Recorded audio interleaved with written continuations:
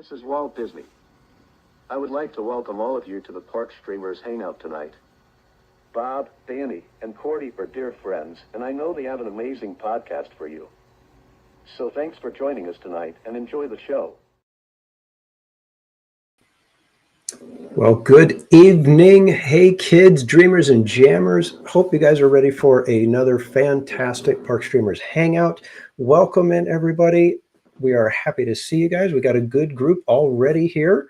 We got lots to talk about. We got a couple of big announcements, big things happening in the theme park industry. We've got a whole bunch of other somewhat smaller stories to go over, and we are going to take a little bit of time tonight to remember the man who basically kind of brought us all here. We're going to be remembering Walt the day after the anniversary of his death. But first, let me introduce my co-host. We have Cordy in California and Berry Place 28. Let's go around the horn and let everybody know where they can find you. Cordy, would you let the folks know where they can find you online? Of course, you can find me, Cordy in California, on YouTube, Instagram, Twitch, TikTok, and Blue Sky.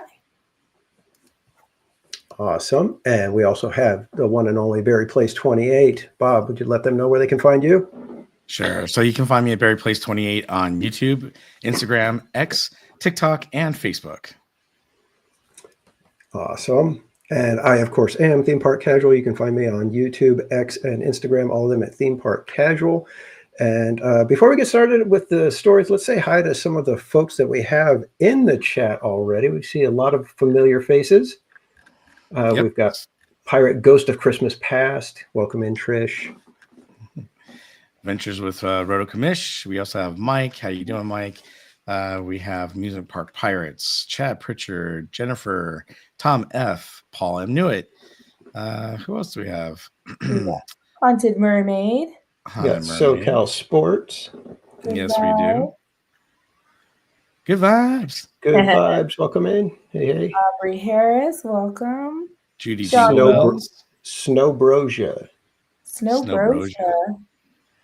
That's a new one for me. Did anybody recognize Snowbrosia? Oh. It's very hot. Looks like he needs an apple juice. You know what, Snow? That's not cool. I don't think we're playing that game right now. Man, tough. Peyton Edwards, welcome in. John Way, welcome. Mary Aubrey Harris, Harris. good to see you. Welcome in, Jennifer. Is it Soleil? I think that's close. Close enough, I think. Well, Soleil. I know Soleil. I know. Oh. Yeah. Snow's all. It's me, Ham. Yes, Ham. I know it's you, Ambrosia. But Ah, I do like the Snowbrosia. And by the way, great Christmas names, everyone. And Doom Boogie, how are you? Merry Grinchmas. yeah. All right. I think So, we're there. all right. Well, Ambrosia. Okay. yeah, Ambrosia. Now yep. Beau Soleil. Perfect. There you go. Yeah. When he said apple juice, or she said apple juice, I'm not sure if it's a guy or a woman. You know, we should have guessed that one. Apple juice. You want an apple juice? You ready for it? That's right. That was the dead giveeway right there. We didn't catch it. Mm-hmm. Oh, we've got chestnuts roasting by the geophile. That one cracks me up. That one cracks me up. It is. It's a really good one. Did you guys ever see? You remember when Kevin and Bean from K-Rock, they used to do their yearly Christmas CDs, and they actually had Kirk on from Star Trek, William Shatner, and he's like, chestnuts roasting on an open fire. It's like, too funny. All right. All right. Wait, can we show 2 out of 3? Oh, yeah. So I gave Bob and Cordy their Christmas gift on Wednesday before the stream, and Cordy has hers on. Let's see, how can I show it? Because it has my. Okay, here. So it is a Park Streamers Hangout, and it is with Cordy's name on it. And I have mine on as well, so you can see mine has Park Casual. Yeah, I didn't know we were wearing it tonight, so I put mine in the hamper to wash today, and I forgot to wash it. So I'm wearing Star Wars tonight. Right. With my Star Wars jacket. There we go. So we have the official Park Streamers host shirts on. But it was a fun little design I've had waiting for Bob and Cordy for like about a month and a half, 2 months now since I actually designed it and decided, okay, I'm gonna get shirts made with these and It's so cool. give it to them for Christmas. Our beautiful logo. Thank you. Yeah. And it's fun because each one of us has our own separate color. So Cordy obviously gets the pink because she's the dreamer, and then Barry plays perfectly for the agriculture, gets green, and then me with my blue in the logo, I take the blue. So we've got room for somebody to steal a yellow and an orange if anybody's out there that's, looking to join the Park Streamers team. Anybody crazy? The Park Streamers Network. Yeah, exactly. Anybody crazy enough to join? We lost one and he never came back. Yeah, that's true. I know. He's probably watching. Yeah, we lost him to Fortnite. So. We did lose him to Fortnite. Oh, that's too funny. So, but to start off, we want to take a minute to shout out one of our recent guests. We had Cassie B on a couple weeks ago, or a couple episodes ago, or was it just a couple weeks ago? Yeah, it was just 2 weeks ago today. Yeah, it was just 2 weeks ago. Wow, that's right. Yeah. So Bob got the chance to actually see her and her band perform live, and I think you got a clip of that teed up for us, Bob. I do. And I just want to say kudos to Cassie B and her band. They are amazing. I really enjoyed watching them. Gain Life was there too. And not only did we get to see her perform, which you'll see her in a moment, but she took the time to come and talk to us and then say hi to my dad. And just such a great person. And she had such a great interview with us 2 weeks ago. So I'm really thankful that I had the opportunity to go to the park and actually see her. So here is, this is when she was actually on stage. She was going to perform her original song, Honey. So I'm going to go ahead and play that for you guys. Dancers, you're incredible out here. Don't go anywhere. We're going to keep dancing. What do you say? Want to keep dancing? All right, we have an original song to share with you. This is called Honey by yours truly, Cassie B, okay? I want to see some fancy footwork on this one. This one's funky, okay? Ready?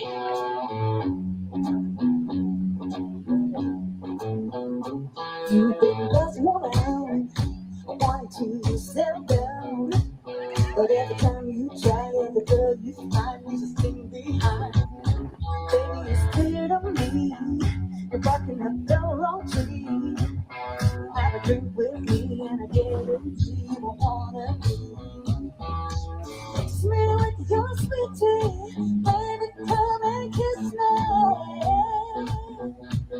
Put you and me together, smooth like honey.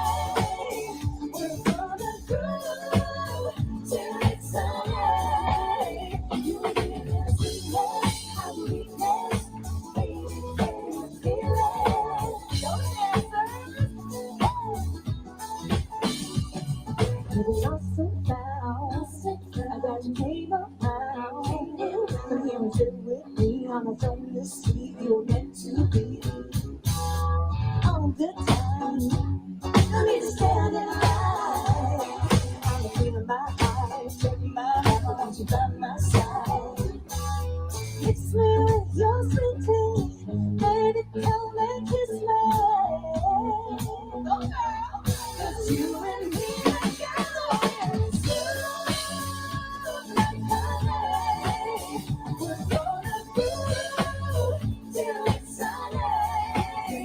You need a little sweetness, I need weakness. Baby, can you feel it? Like honey. So that's a little clip for you. It was great. Not only did she take the time to, hang out with us, but she got people dancing, she got people going. She did, Jackson 5, she did Taylor Swift, she did Christmas music, she did her original song. But yeah, it was really cool, and I was surprised how many parents and their kids came out to dance in front of the band, and I thought it was really great. So kudos to Cassie B again, and for being on our show 2 weeks ago, but also for doing such a great job there at DCA. You get a chance to catch her again. she will be performing. I forgot Is it the which day that 22nd? was. I think it's next Sunday. Yeah, I think it's the Sunday. Yeah, I think it is too. Yeah. So definitely go out there and check her out. Her and her band are great. Yeah, but as Brother Kamish says, Bob didn't dance though. Yeah, it was sorry. The funny thing was is that she was waving at the camera and everything, and I was waiting for Game Light to come over and say, "Okay, let's start dancing." But I knew she wasn't going to do it, so I was like, "I'm not going to dance." But I was standing off to the side. I was in the perfect place where I was hoping that no one would, see me kind of tapping my feet. We also have Mitch's Adventures just joined us. And hello, Mitch. And Cassandra, welcome in. Yep. Dapper Matt, Vanzacrew. And CL, yes. Amarin. Yes, happy belated birthday. Yes, happy belated birthday, CL. Hope you had a great one. Well, it's all month, so you can just say yeah, it's all month. What? A month? I don't even celebrate all month. What's up with that? And Dapper Vanzacrew, welcome in. All right, so let's get to our first big story. And if you guys haven't seen it on social media, there's some new footage going around.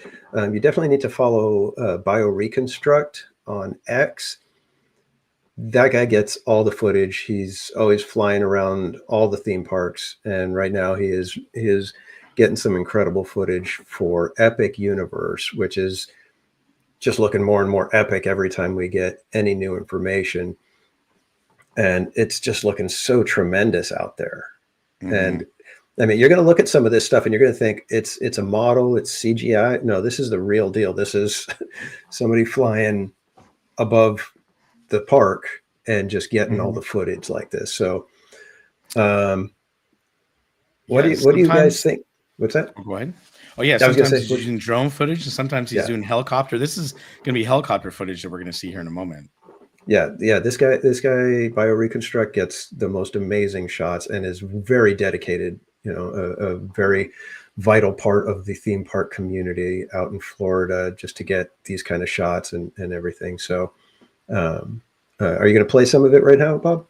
Yeah, let's go ahead and play. Yeah, let's play some of this because, like I said, you're going to look at it and you're going to be like, "Is this the real deal?" Or yeah, so this is the roller coaster that you see for How to Train Your Dragon, and this is the whole How to Train Your Dragon area. It just looks like fun.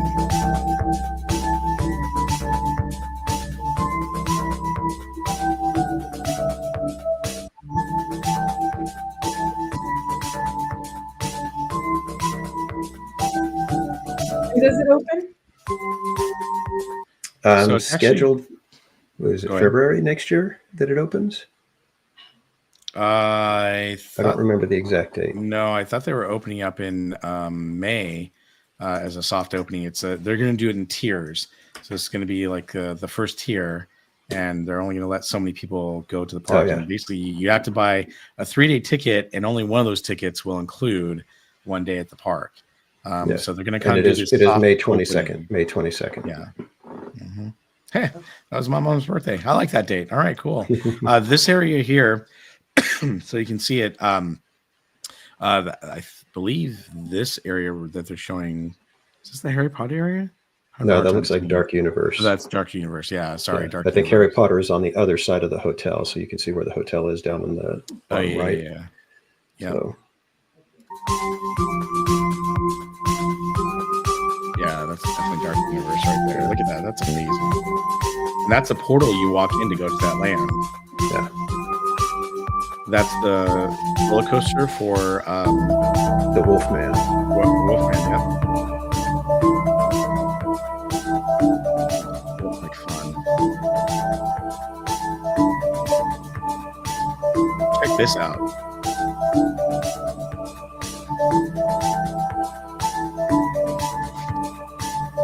And then there's Super Nintendo World. Yep. That will have the Donkey Kong area already in.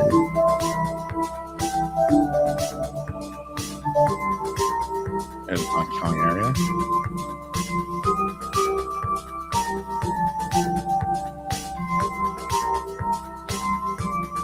Look at the hotel.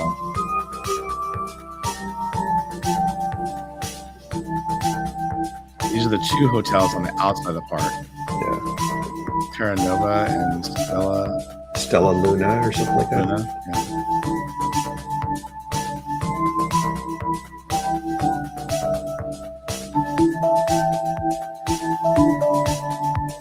Yeah, this is. Every time I see new footage of this place, I'm just like, man, this is looking better and better every time. Yeah. And that was the main entrance area.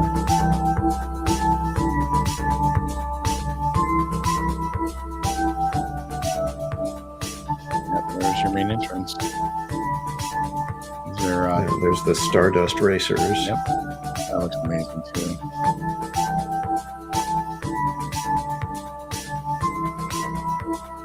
And if we can get footage of the Stardust Racers, there was some footage of them running at night, and when you see the lighting package on it, it just looks that much more incredible. Yeah, let me see if I can find that real quick. So, Cordy, have you looked into Epic Universe much, or? No, I have not. Okay. I haven't. because I figure, I don't know. There's just so much going on here, and I know I won't make it out there like anytime soon. So, but things I see here and there. I mean, it's amazing. Like that's just it makes me want to go. Yeah, there's that. That's there, you know. Mm-hmm. Yeah, it's one of those things where people don't realize that there's a lot of former Disney Imagineers that have worked on and are currently working on Epic Universe. So it's starting to show the level of quality and craftsmanship. And it's an interesting concept in that the lands, kind of like at Disneyland, it almost works like the hub kind of thing, but their hub is a gigantic section of the park. And then there's the portals that it's kind of like the, Frontierland Stockade or the Adventureland sign, or the castle for Fantasyland that, are the entrances for the different areas. But the interesting part with Epic Universe is that's the only way in and out. So in Frontierland, you could circle around and go over to Fantasyland, or you could end up going over into Adventureland.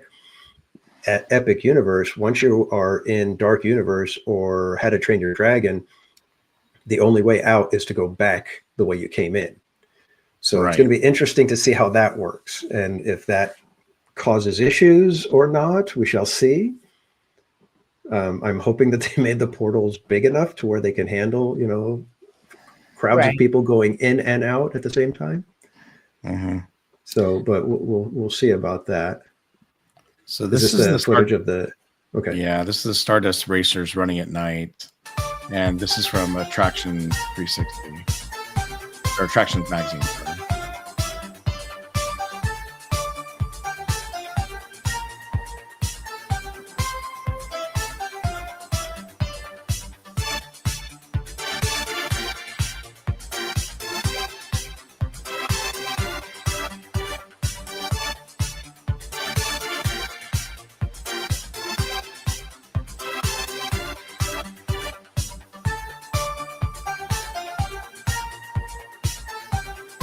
See, that's the part where it looks really cool once it gets dark around the track and it's mainly the trains that are lit. Look at that. Yeah, I agree. That looks awesome.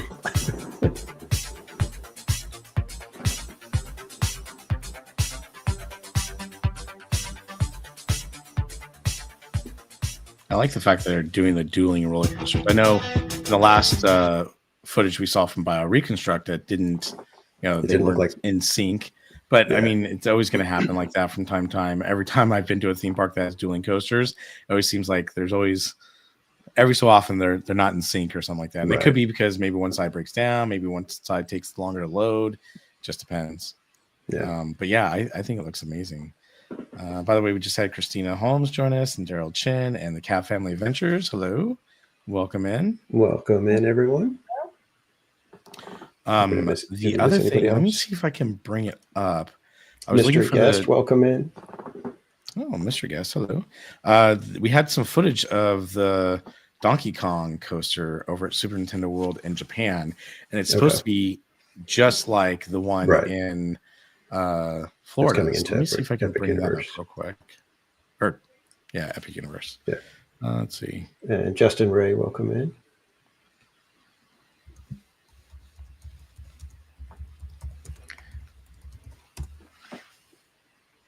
Okay, and so one of the things about the portal, like I was saying, where they can close off, or it's basically one way in and one way out. Part of what they're thinking, or what people are speculating, I don't know if it's been officially announced as such, but what they can do now is basically seal off one of the lands. If, a convention is happening and they want to rent out, all of Super Nintendo World, they can rent out Super Nintendo World and it is completely sealed off from the park. And nobody's going to be able to, crash the party or, really peek in too easily. So it's going to be interesting to see what they do in those cases, if that's really what they're going to be doing. Now, Universal is notorious for closing their parks rather early, so it may not have much of an effect on a day ticket guest. But again, this is speculation at this point, so yeah, we'll have to see what happens with that kind of thing.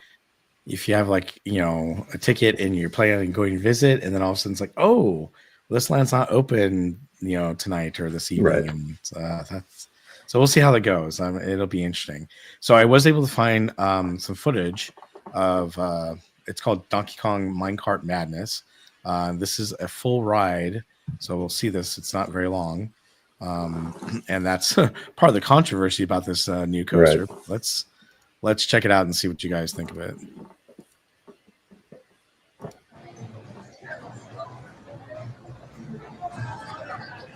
I do like the way the coaster looks, though.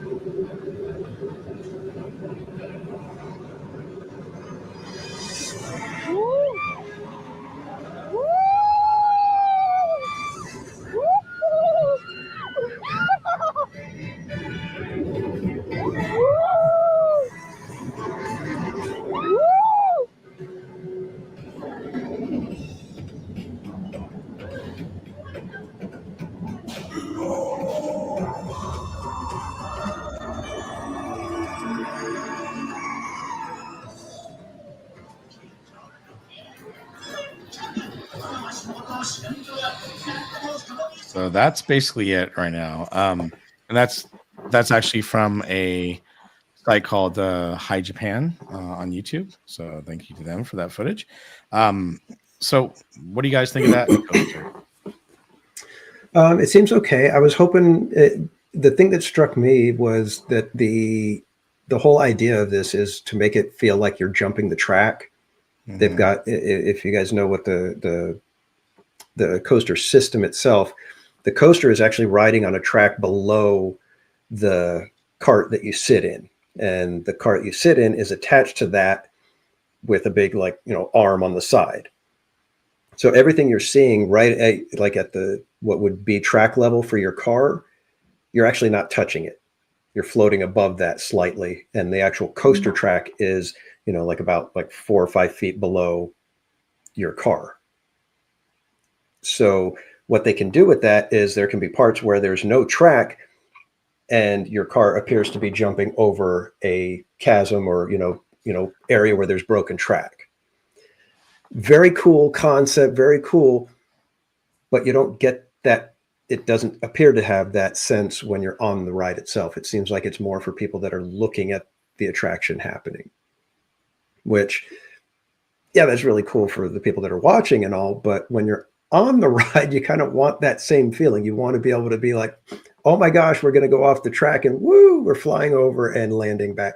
You want that feeling. And so I'm a little bummed that that's not part of what the ride is, what happens on the ride. Well, Do it we seems know to me. anybody that What's that? has gone on it? Do we know anybody that's actually gone on it that could tell us if that's how it feels? I don't know anybody Or personally. any, No one I local guess, yet. No. reviews Yeah. or, you know. Yeah, I think it just barely opened, just a couple days ago, official? Yeah, just a couple days ago. Yeah, Mhm. so And I'm that's sure in there's going to be Japan. coming up. Right. It's supposed to be just like the one in Epic Universe. The thing that gets me is now, casual, you have been on the one at Universal Studios Hollywood when it comes to the Mario Kart car, and that thing, I have not been on it. It looks super slow, but I hear from a lot of people it's actually a lot of fun, and it looks like you're kind of going fast because you wear the VR headset. Right. This one, I was expecting to see something fast paced, jumping the track, having a lot of fun. And when I saw this footage, I actually saw this footage, I want to say it was last week. And I was kind of like, what the heck is this? This looks super slow. Now, I will tell you, as you go up that first ramp and you shoot out of the barrel, when you shoot out of the barrel, it does look like they give you quite a bit of airtime there for that first jump. And it looks like, there are some kind of little fast parts, but it doesn't look super fast. I think maybe when you're on it, it'll feel a lot faster or better. Right. But at the very end, you go up that last ramp and then you kind of come down and go around, and then that's it. It's like, I'm a little disappointed because I was expecting a little bit more. I know in Hollywood studios, they've got an issue with space. They don't have an issue with space over the Japan or Universal Studios Japan or over at Epic Universe. So to me, I'm kind of like, if it's going to be the exact same ride, it's going to be, doesn't seem like it's going to be too thrilling. I will share with you here. Fire Dragon 57 says, sorry guys, but that seemed like a little kid's ride. It is made for a family and kids. It is. Yeah. And you can't knock it for that necessarily. Yeah.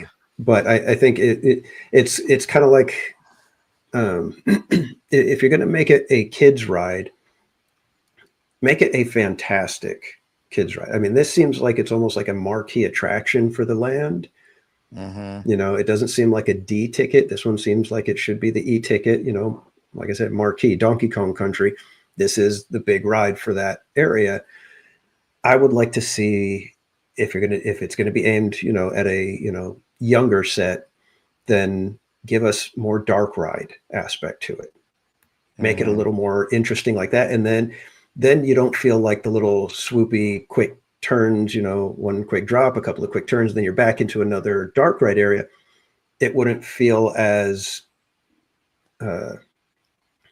lacking, if you will, and I don't know why nobody's been able to get a good coaster with a decent amount of dark ride to it, and I don't know why that is. It's like, give us a few swooping turns, but then let us have a dark ride and make it this immersive, fun, family type of coaster that, has more show scene than thrill. That's where I would try to land somewhere. Are you a big, huge fan of Nintendo there, Cordy? I mean, growing up playing it, but so Donkey Kong, I mean, that's pretty cool. I to see that they, I think I'm surprised it didn't happen sooner. It's like it's such a big thing. I mean, I think it looks really cute, but I want to see. I would love to ride it to see what it actually feels like, right? Like if you are right. Those, like you're going. Yeah, see, it's like I'm hoping that there is some of that feeling. It's just on video. I mean, it's tough to capture on videos because sometimes you need, peripheral vision needs to play a part in things, and you just can't get that on the camera. So I'm hoping that, yeah, it does. I hope it does have a different feeling when you're on there, because if it does, then I'd say it's possibly, a home run, because to me, that was one of the, the whole ride system was part of the selling point, is to get that sense of, leaping off the tracks. So if they can convey that really well when you're on the ride, then I'd say it's a home run, because that to me was the selling point, was with the way they configured the coaster and the seating and all of that. It's really that would be the selling point for me, is you're going to be able to do things that you can't normally do on a coaster, because it's not really on a track that you can, it's like the track is below you, it's hidden, so the jumps can, be done a certain way. And Rogue Attraction asks, is there any movement on the arm? Not that I know of. As far as I can tell, it is a stationary car on, an arm that's attached to the actual coaster vehicle that's on the track. But yeah, I'm if they can catch that feeling, like I said, because from what I've heard, that when you're watching it, it looks really cool to see it doing the little jumps and things like that. See, in the dark room, thinking, when you're developing film on the ride, right aspect, like if you could have, like you want to have that room, barrels being thrown at you and the ladders, wouldn't that be right? Yeah, exactly. Yeah, I mean that's sort of what's missing. It feels like if there was a little bit of dark room portion, and you get like to a little scene where you slow down and there's, you see the barrels come, crashing down around you on the sides, and you got to outrun the barrels all of a sudden. And that's when, the launch happens, things like that would be fun. That's I don't called know. Mr. Toad's Wild Ride. Exactly. Basically. Yeah. But again, that's what I'm saying, is we give us a good dark ride portion, if you're going to aim it toward, a younger set. But Rogue Attraction, it feels like Mine Train, but no swinging cars. And so since you mentioned, go ahead. No, I was just saying that's kind of what it reminded me of a little bit, that it, kind of feels like the Mine Train at Disney World. But it, again, Mine Train, that one, it's a fun little coaster, but I think I would have rather had a little more dark ride portion than, coaster portion. Yeah, I agree.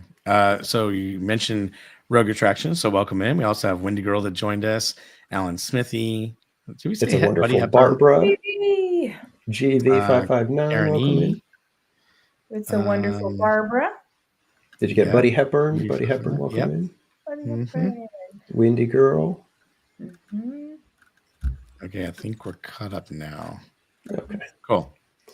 So that's one of my things with the Donkey Kong, and I don't think we had planned to spend this much time on Donkey Kong, but it is one of the newest releases from Universal. So it just opened just a couple of days ago.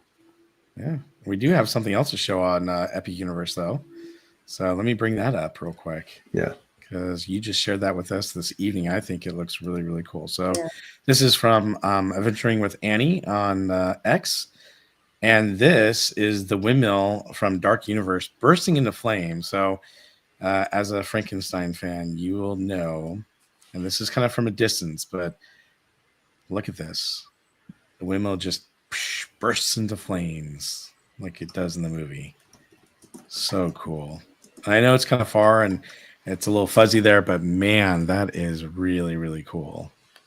Yeah. And so the reason the windmill is something, it's part of the Dark Universe, which is where the Universal monsters are, with Dracula, Frankenstein, Wolfman.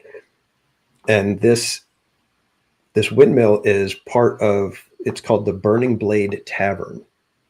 So this is going to be one of the restaurants, and this is going to be happening every so often. It's going to, it'll go out for a little while and then boom, burst right back into flame and the windmill's spinning.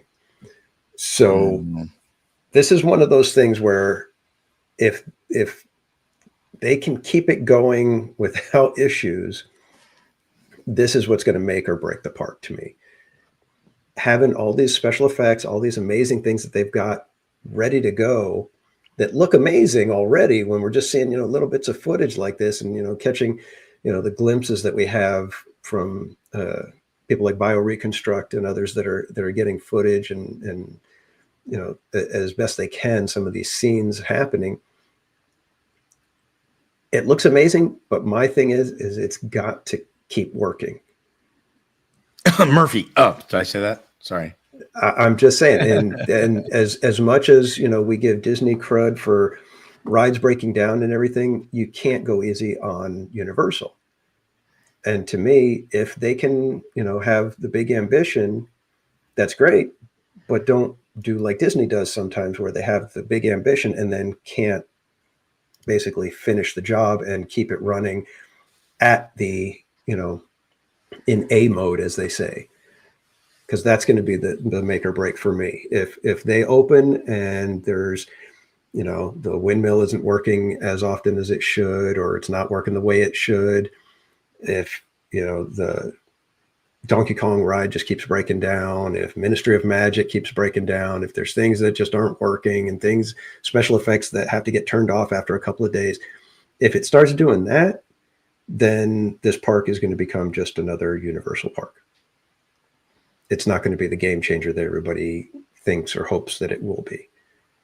However, if this thing can remain at the level that it appears it is right now, if they can keep that level, keep everything working, keep the guests happy, this could be the kind of thing that people start building their vacation around, a Universal stay, and then, go visit Epcot and Magic Kingdom instead of the other way around. Mm-hmm. Because this park looks amazing. It's got all the pieces to make it amazing. It's just now a matter of execution for me.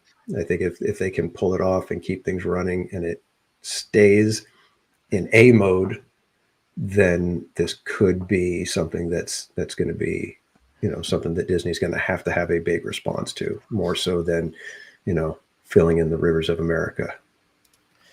Well, I'd like to show another clip. This is the Monsters of Monsters Unchained, which is going to be another major ride at Universal. And I think this looks amazing. I mean, the animatronics, you guys may have seen this footage already. It's been out for several weeks. But check out this footage of the monsters and the animatronics and how they move. It's amazing. Let me enlarge this. I am Dr. Victoria Frankenstein. Together, we will finish what my great-grandfather started. Show them. Monsters Unchained has the most technologically advanced animated figures that have ever been built in the attraction. These are monsters for the next generation of fans. We wanted to make sure that we kept everything that was familiar, kept everything that was the essence of these monsters. But we wanted to take it to another level. These monsters are scary. These animated figures are moving faster than any figures we have built, and we have so many of them. We have 14 animated figures across this ride floor. And they are visceral, they are powerful, they are intense. And from a technical standpoint, they exceed beyond everyone's wildest expectations for what an animated figure can do.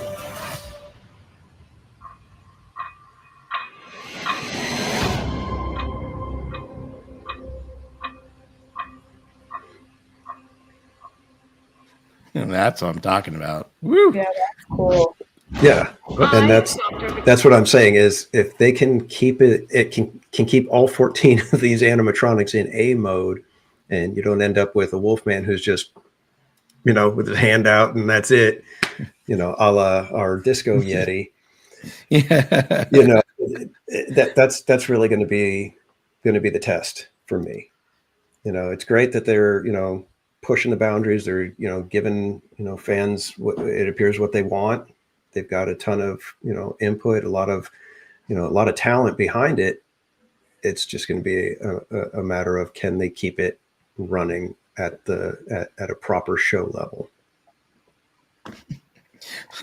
Trish, will the creature of the Black Lagoon ever retire? Just asking for a friend. The thing is, I like the creature of the Black Lagoon, and we haven't had a recent, other than the Shape of Water, is that what it was? That kind of had that, type of creature. We haven't seen it in a long time, so it's good to see these classic monsters coming back. And what I like is that even though they've been reimagined, they look amazing, and they look just like cool and like scary. And I mean, seriously, I cannot wait to check out that ride and see it. I really feel like Epic Universe is going to be an amazing park. And like you said, as long as they can keep it going and running in A mode, yeah, I think it's definitely going to be a theme park killer out there in Florida. So yeah, it definitely has the potential, and like you were saying about the reimagining of the creatures, what I thought it to me, the way those look reimagined, it's kind of the same way when they did Captain America with the what's his name? Who played Captain America? Chris Evans? Chris Evans. When they did the first movie with him, it wasn't the comic book Captain America outfit. They updated it. They gave it a new, like, modern take on it, and it was perfect. And I think that's kind of how they've done these monsters. It's like it still feels like the original monster, but it's just a modern take of it, and which is great. There's enough of the classic monster still there that you know who it is instantly by looking at it, but it's got that fresh, updated kind of feel to it. Fire Dragon 57 says that's going to be my new I don't want to leave land at Universal. Love the old timey monsters. That's cool.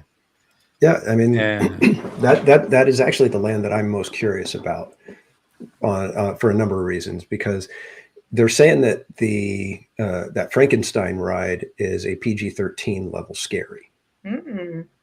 So I'm curious what they mean by that. Necessarily, it's what qualifies as PG-13, but also because is that land going to be the kind of thing where families that don't have teenagers or older, do they have to avoid that area?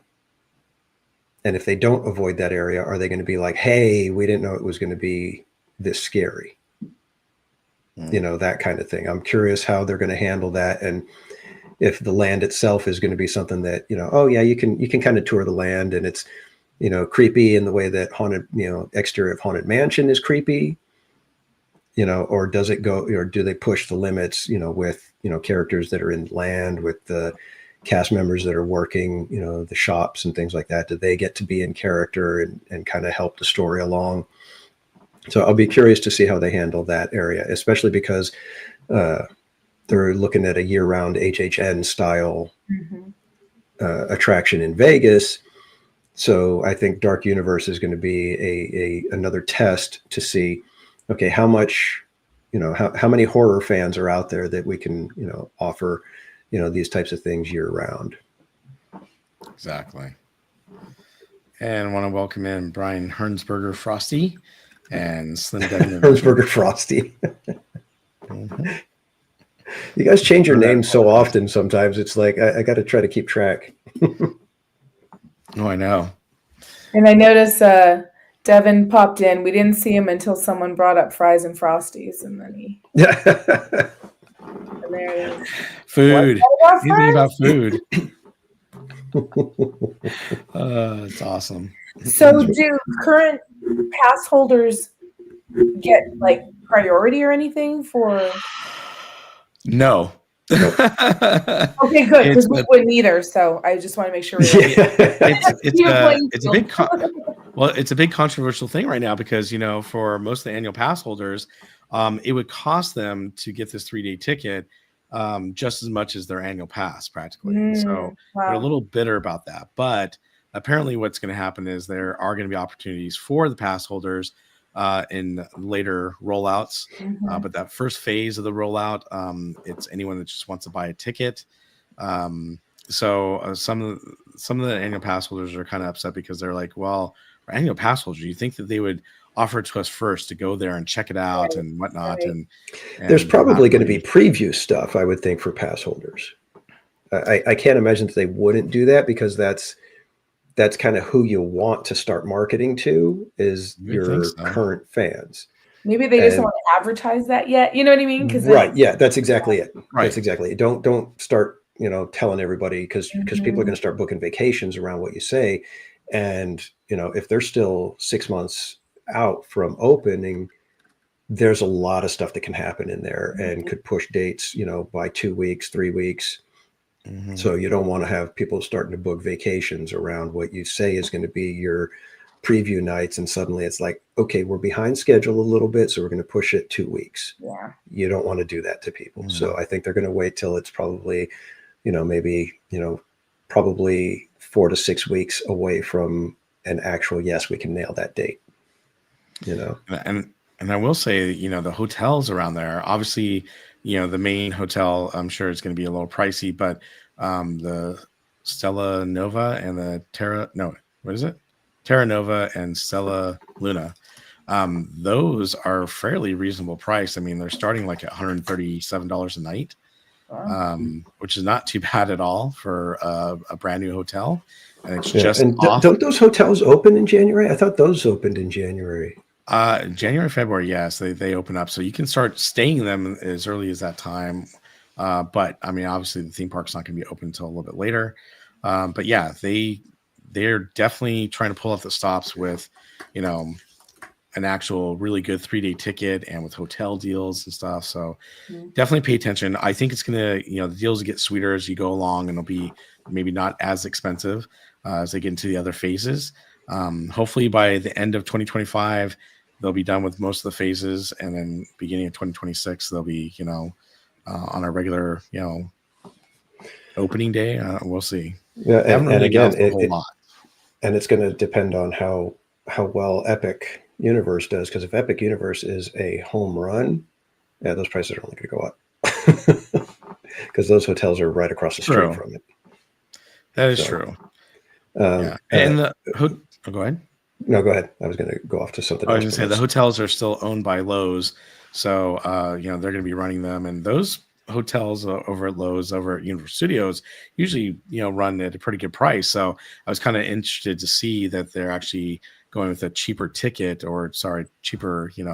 price for the hotels for the new park. But you're right, it does really well. I'm sure it's going to go up. Sorry, go ahead. Yeah. Well, also when you're opening, especially since they're opening prior to the Epic Universe opening, you kind of want to give people a deal, get people in there, let the staff and everything work out as many of the bugs before you have your big grand opening, for the park. So it kind of makes sense that they would offer these people a little bit of a deal, because you're a little distance from the other Universal parks, because there's a little bit there's about a mile and a half, 2 miles between the parks. So I think it's not that far. I want to say it's almost 6 miles. Is that what it is? Something like that. Something like that. But it's a little bit of a distance. So if somebody's staying at those hotels, they've got to travel to get to the Universal parks. So, but I wanted to bring up this one. Amusement Park Pirate says, curious how Villains Land will compare to Dark Universe.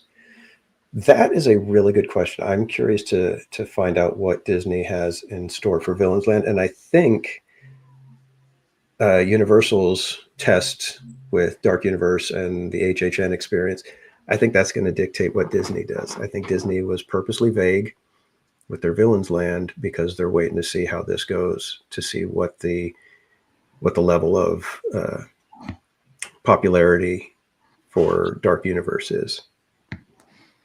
And we'll see Villains Land in 2032. Just kidding. Be that as it may, but I think Disney's going to wait to find out, from Universal, is the PG-13 level scary a hit with the general public, the families and everything, or people do the families with the little ones complain about it? Do they enjoy it? Do they just skip it? How does the merchandise move? So I think Disney will take a look at that and then make their decision on Villains Land. Cordy, what are your thoughts on Disney's Villains Land? I think, just based on, the concept art and everything, I would love to go there. Like that it's so different too, like to actually have something like that at a Disney park, I guess, right? It's a little bit darker than we're used to.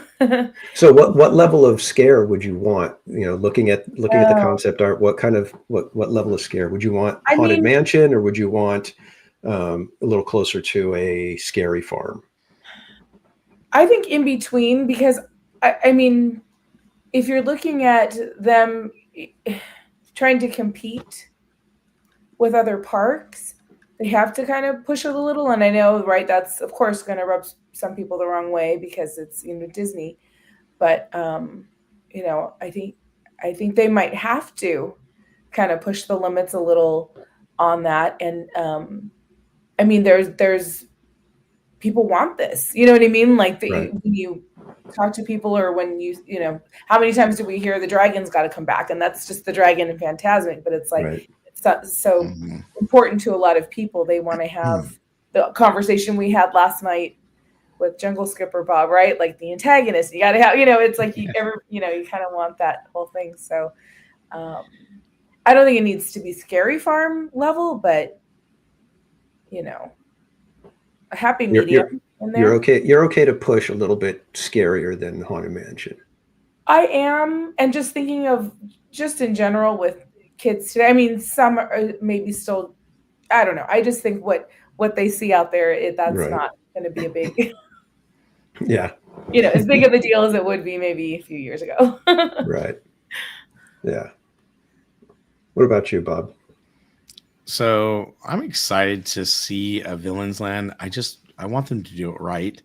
I don't want them to just go like, you know, I guess the problem I have is every time they come out with concept art, you know, it's not quite what we were expecting, and it changes over time. And I get that things change, but you know, I miss the days of Disney Imagineering when they would show you concept art and it would look pretty close to it, whether it was big, you know, Thunder or Matterhorn or something like that. You know, and not to harp on, you know, Towns by Adventure. I gotta be honest with you, I love that whole concept art. You see the boat, you know, up on top in the tree. It looked really cool, fun, and amazing. And then, you know, as the, you know, years went on, it's like every 2 years they had new concept art that changed and made it look less than what they told us it was going to be. So if they can make it similar to what we're seeing here in this picture, I mean, you can see down below, you got a coaster that's racing, you know, down below, which is kind of cool. You've got, you know, the dragon, you know, from Sleeping Beauty, you know, spewing fire. You got the ravens around. If they can make it look moody and stuff like this, you don't have to, you know, have major, you know, PG-13 scary. You can have a really scary looking area without it being, you know, I mean, look, the Snow White ride, a lot of people thought it was kind of scary, you know, the last version before they, you know, redid it. And it was kind of a little scary at the end. But to me, I think it's kind of cool. I think that they should do something like that. And I'm really hoping that, you know, they do something close to what the concept is, because I think they have the opportunity to really build, you know, the villains.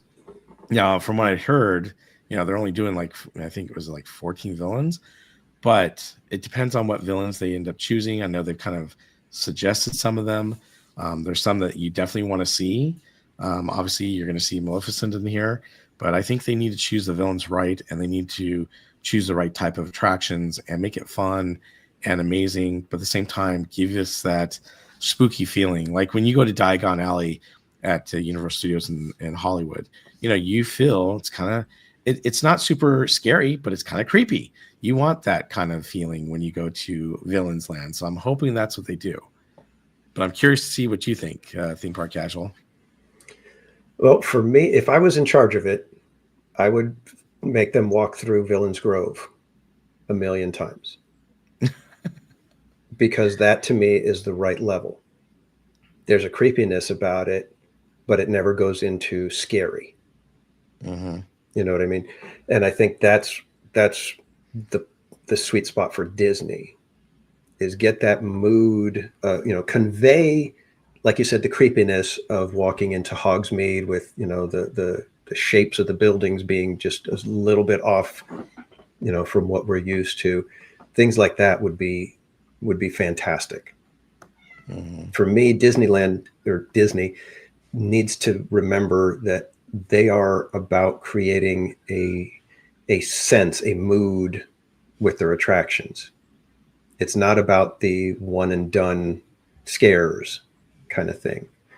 And if they could really, yes, Rogue Attraction, perfect analogy. The Tower of Terror level vibes. So if you've ever been on the original Tower of Terror in Florida, that is a perfect level of scare. And I've always said the only thing that makes me mad about that ride is that the drop, the actual ride system itself is what keeps people from seeing an incredible piece of theme park storytelling happening. So I would love to see that level of creepiness and everything mixed in with some of the, if they're going to do a coaster, fine, I'm okay with a coaster or whatever. But if they're going to do indoor attractions, they need to be, Tower of Terror style with that creepiness, but don't rely on thrill factor to amp up the scares, if you will. It's like, everybody loves Haunted Mansion, and that has zero thrill factor to it. And that's I think where Villains Land should be going in that direction. Is don't try to compete with Universal with the scares and the horror stuff. No, be Disney. Give us a mood. Let us walk into something and let us be kind of, creepy and on edge, kind of the way when you're walking through certain parts of Sleeping Beauty Castle, that it's got a sense to it that's, to quote the Haunted Mansion, it's foreboding, but never threatening. Mm-hmm. Yeah, and I think when was that Roto Commish that brought that up about the Tower of Terror, right? Rogue Attraction. Rogue Attraction, sorry. It made me think, because I always think of my daughter when you brought up Snow White, because she thought it was scary. So she likes this Snow White, but she loved Tower of Terror. But she doesn't like scary. You know what I mean? She's not a horror fan whatsoever. Doesn't like anything scary. But what you were saying, there's a different feel to that, right? Yeah. Versus being scared and or horror or anything, Right. To that effect. So yeah, I think that's perfect. And that would be kind of on brand with Disney, right? Like they can do that. We know they can. So yeah. It's perfect. Yeah. So I'm hoping that they take that route and they give us a Villains Land that is, true to the villains, but also true to Disney in the sense that, like I say, it's never a threatening, there's that sense of, hey, this is a villain, they're evil, there's, obviously something going on, but it should never really feel threatening. And the way the monsters in that clip from Universal, there's parts where those monsters look threatening. Wolfman is like swinging at you, Dracula's doing the screaming thing and whatever. I don't think that's the direction Disney should go. Their villains, sad to say, their villains have class. The really great villains, part of what makes them so good is their deception. Their sense of, no, I'm okay, I'm your friend, we're all good here, right? Kind of thing, and lure you in that way. They're very attractive in that sense, and I think that would be the best way to go for Disney is keep that very classy and very classic, villain atmosphere in the land. Yeah, I think one of the things they also need to do is they also need to make sure that the land is immersive, because that's the one thing that I'm disappointed in with Star Wars, Galaxy's Edge. It's just not as immersive as it should be. And if they can do that, because, one of the things you see in the villains photo that I was showing you, or concept art, is that you've got, these different creatures flying in the sky. Well, Epic Universe has that. In fact, I'm going to share that with you guys right now. They actually have flying dragons in the area of How to Train Your Dragon.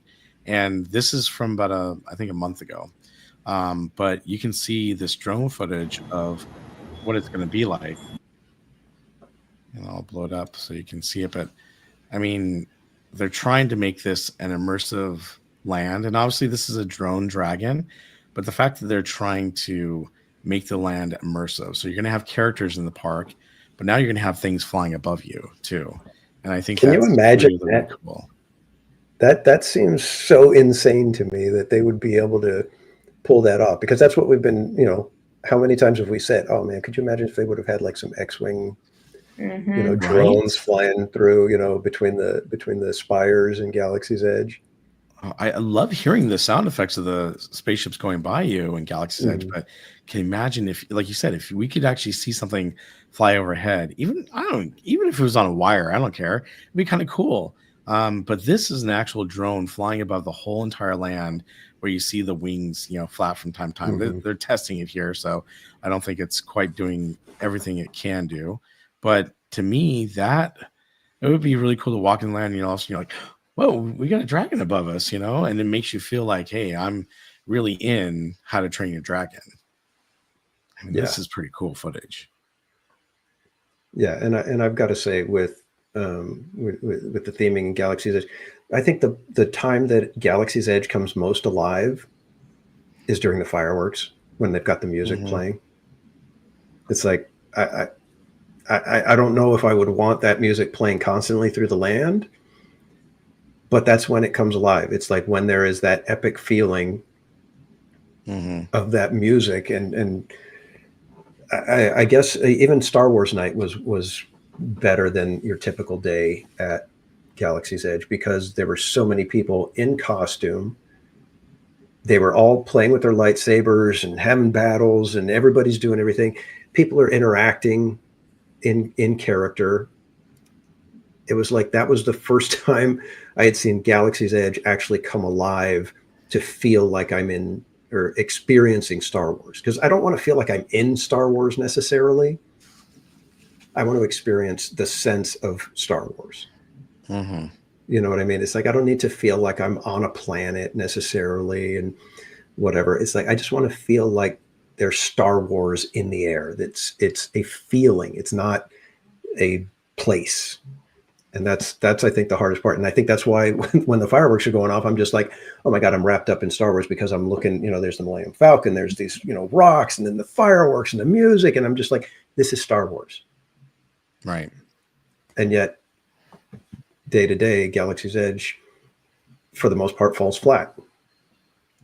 I think one of the better experiences is locked behind a $200 plus paywall with the lightsaber build.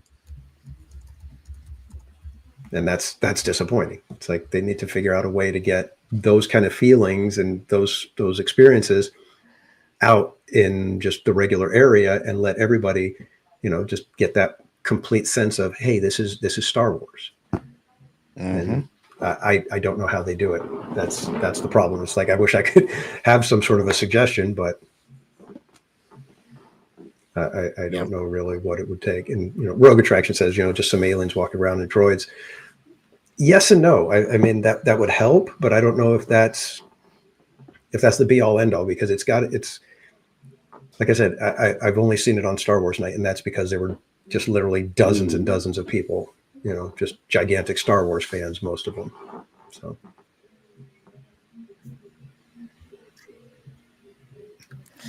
All right. Well, I think that was Evan, you were speaking. I cannot wait to see what this is going to be like. And I know there's going to be a heck of a lot more footage coming out, but it looks really, really cool to me. So I can't wait. Yeah, it's going to be something else. So like I said, hopefully they pull it off well. Do either of you have, I know not maybe immediate plans, but is that something that you're looking at, taking a trip to, on your radar to do? Yeah, I was going to say, unfortunately not for me, but I'm pretty sure Bob is turning. I want to, and it's definitely on my list of things to do for 2025, but I think we're going to have to wait to see, how the phase rolls out and how it goes. And how much they're asking for. So we will see. What about you, Cordy? I would love to. I don't want to go in May. I don't want to go to Florida in May. Anywhere near that time. Let's see. I don't want to go in May or June, July, August. That's really hot. September, October. I was there in March and I was like, ugh, yeah. October, now we're in hurricane weather. Oh, great. Yeah, I know. Let's wait till 2026. There's 2 days in February that's really good. No. Yeah. Unfortunately, they're not consecutive. It's like the 7th and the 23rd. So, all right. So that's Epic Universe. We are excited, and most likely Bob will be the first one out of the three of us to go experience it. Well, Tom F said, Bob, you got a place to stay. I love it. Thanks, There you go. Look at that. All right, so we're going to move on to our next topic, and this one is we're going back to Disney World for this one. They just opened, or it opens tomorrow, I think, officially. But we did have the media and influencer preview of the new island tower at the Polynesian Village Resort. Now, this one is very controversial because of what they removed the area where they used to do the luau's, and they put up a, what is it, 8-story? How many stories do you know?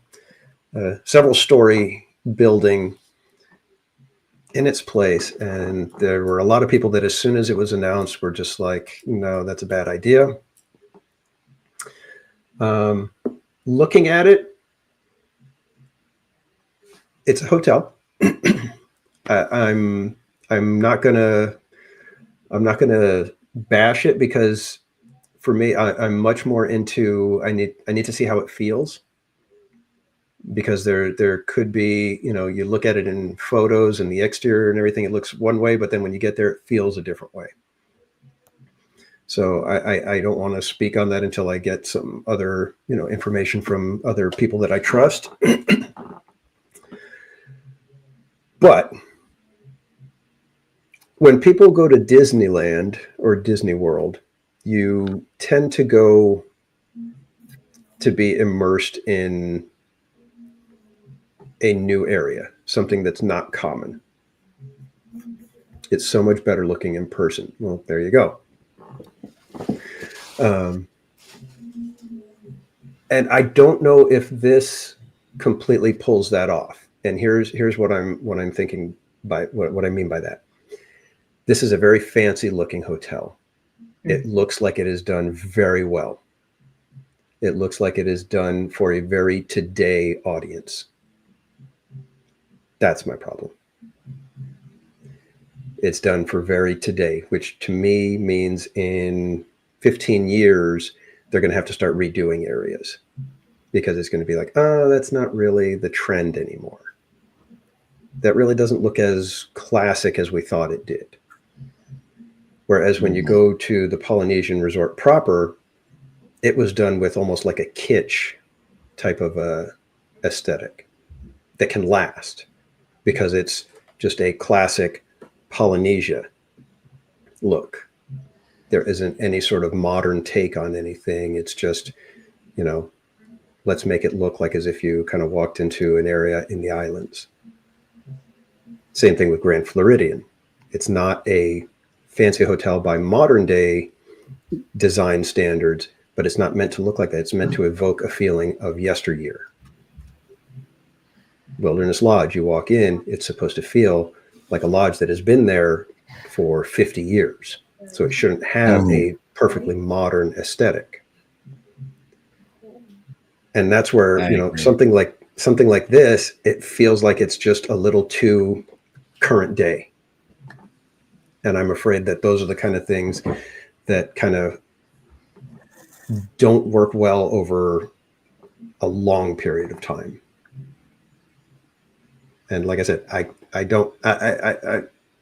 haven't been there, so I can't speak to it. I'm just going off of the photos that I've seen. And that's where my mind goes as if I was looking at it from a creative perspective, I'd be looking at it going, is this gonna last, 60 years from now? Are we going to still be able to come in there and get the same feeling without having to completely renovate the whole thing and change the look here and there? But I wonder if that's what their goal was, to attract people now. I totally get that, and if that's the directive, that's one thing. But for me, the Disney hotels have a different. Their target should be something different, because they're trying to evoke a new feeling, and it's supposed to be something that is timeless, classic, and no matter how many years have gone by, it should still evoke that same feeling every time you walk in. And that's where, if you have something that is too current day in 15, 20 years, you'll walk in, you'll go, it kind of feels, little off, little, I don't want to So say you're calling dated. it a Pixar hotel. But Well, I mean, not because that, it's the third, right? Third right. version of the hotel we're in now, I think. Right. And that's kind of where I'm going, but I think these are done, at a much higher level than what they did with Pixar. Well, yeah. Pixar Hotel. I just think these days there are people who are making the decisions. Like I get what you're saying. I'm just kind of devil's advocate of like they're looking at it. I'm not saying I'm right. I'm just saying that's my thought. No. But I mean, I agree. Like that's what they kind of that's their brand, is to just be very, timeless, classic, and they set themselves apart from others, right, in that way. But yeah, I mean, just thinking like I could just see the boardroom of people. Right. Okay, because how many Moanas are they going to make? Right? They probably already have 10 more. We're gonna have 2. Have that. They've got it all planned out, Yeah. and then it's all based on that. And sadly, there's a lot of people in positions now that are like, I'm here right now. I don't care what happens in 15 years. If I can get my idea sold now. Right. Care about. I guess where I'm coming from on this too is that I want that old school feel. I want to feel like I'm in Polynesia. I want to feel like I'm in Hawaii. I don't want to feel like I'm in some upscale resort. And this is what I feel like. I feel like this is an upscale resort. And look at the pool. To me, this is boring. And it looks like they need to, like, why didn't they go for that? Polynesian feeling. I know they've got the Polynesian resorts right next door, everything, but to me, I want to see, more palm trees, more lava rock, more, aesthetics that make it feel like we're actually in another place. I mean, the whole reason why they have these different themed hotels in Walt Disney World is to make you feel like you're living in that era or that area, of the time. And here, I just don't get that feel. The rooms look nice. Don't get me wrong. Everything looks really, really nice. But that modern take is not what I was hoping or expecting. And when I saw the concept art, obviously, I knew that we were not going to get the old school, Hawaii feel. I will say this room right here where I'm kind of circling my mouse right there. I'm going to show you that right now. That I think looks cool. That's this area right here. And to me, that kind of looks cool. I love how they've got the rock work, on the ground for the planters. The chairs go really nicely, with the rock work around, as well as these orange ones with the, mural. I think that looks really, really cool. So I'm okay, with this area, because I think it does look Polynesian. It looks like you'd be around the tiki room or something like that. Kind of. It's got a little bit of a modern feel, but not as much as the rest. But then when you see this, like, okay, that looks like an IKEA table. Oh, did I say that out loud? With, this modern, kind of woodwork. Now, I will tell you this room is really cool because you'll see there's a couch behind the TV. Well, there's another TV on the other side of that TV. So there's 2 TVs in this room. You got a nice little kitchenette area. All right, if you're shifting photos, we're not seeing anything. We just see the group of 4. Oh, really? Sorry. Yeah. Oh, well, let me share this tab instead. Let me go back down. So so this is this is the one I was talking about. So you just see this pool, and it's like there's no theming of the pool at all. This area right here where I'm showing my mouse now is this area where you see the rock work, and this looks cool to me. I like this little lounge area. I think it looks nice, a little more modern on the right hand side. But then when you go to this room here, this is the one I was talking about. You got this like IKEA type table. The wood is kind of like a modern wood floor. You got the TV, and then on the back side of the TV is another TV where you can sit on the couches. Again, it's a nice room. It's just a little too modern for me to be the whole, Polynesian style. Even here, the studio, it looks really nice. It looks really cool, but it just looks a little too modern. If they went for more of the feel where you've got the wooden, manta ray on the wall, that's my kind of feel. I think if they did something more like that, it would be a lot better. Again, they made this for a modern era. I get it. I just don't know that it goes really well with, the Polynesian resort. I did have a friend, John DeCour, who was actually doing a live stream, and he actually showed the towers briefly. in the distance, and I could see them. And again, they look nice. I just was expecting something else, even though they showed the concept art a while back to us, of how it was going to look. I was hoping for that old school Hawaiian feel. That's really what I want. I want to be immersed in that area, and I just feel like I'm not going to be as immersed as I'd like to be. If I want to feel like I'm with Moana, and they got a Moana on property, I'm not going to feel like I'm in that era. And that's a great thing about the movies. You feel like you're there in Hawaii, during that time. I want to feel that way when I go to a Disneyland resort and see something like that. My 2 cents. Yeah.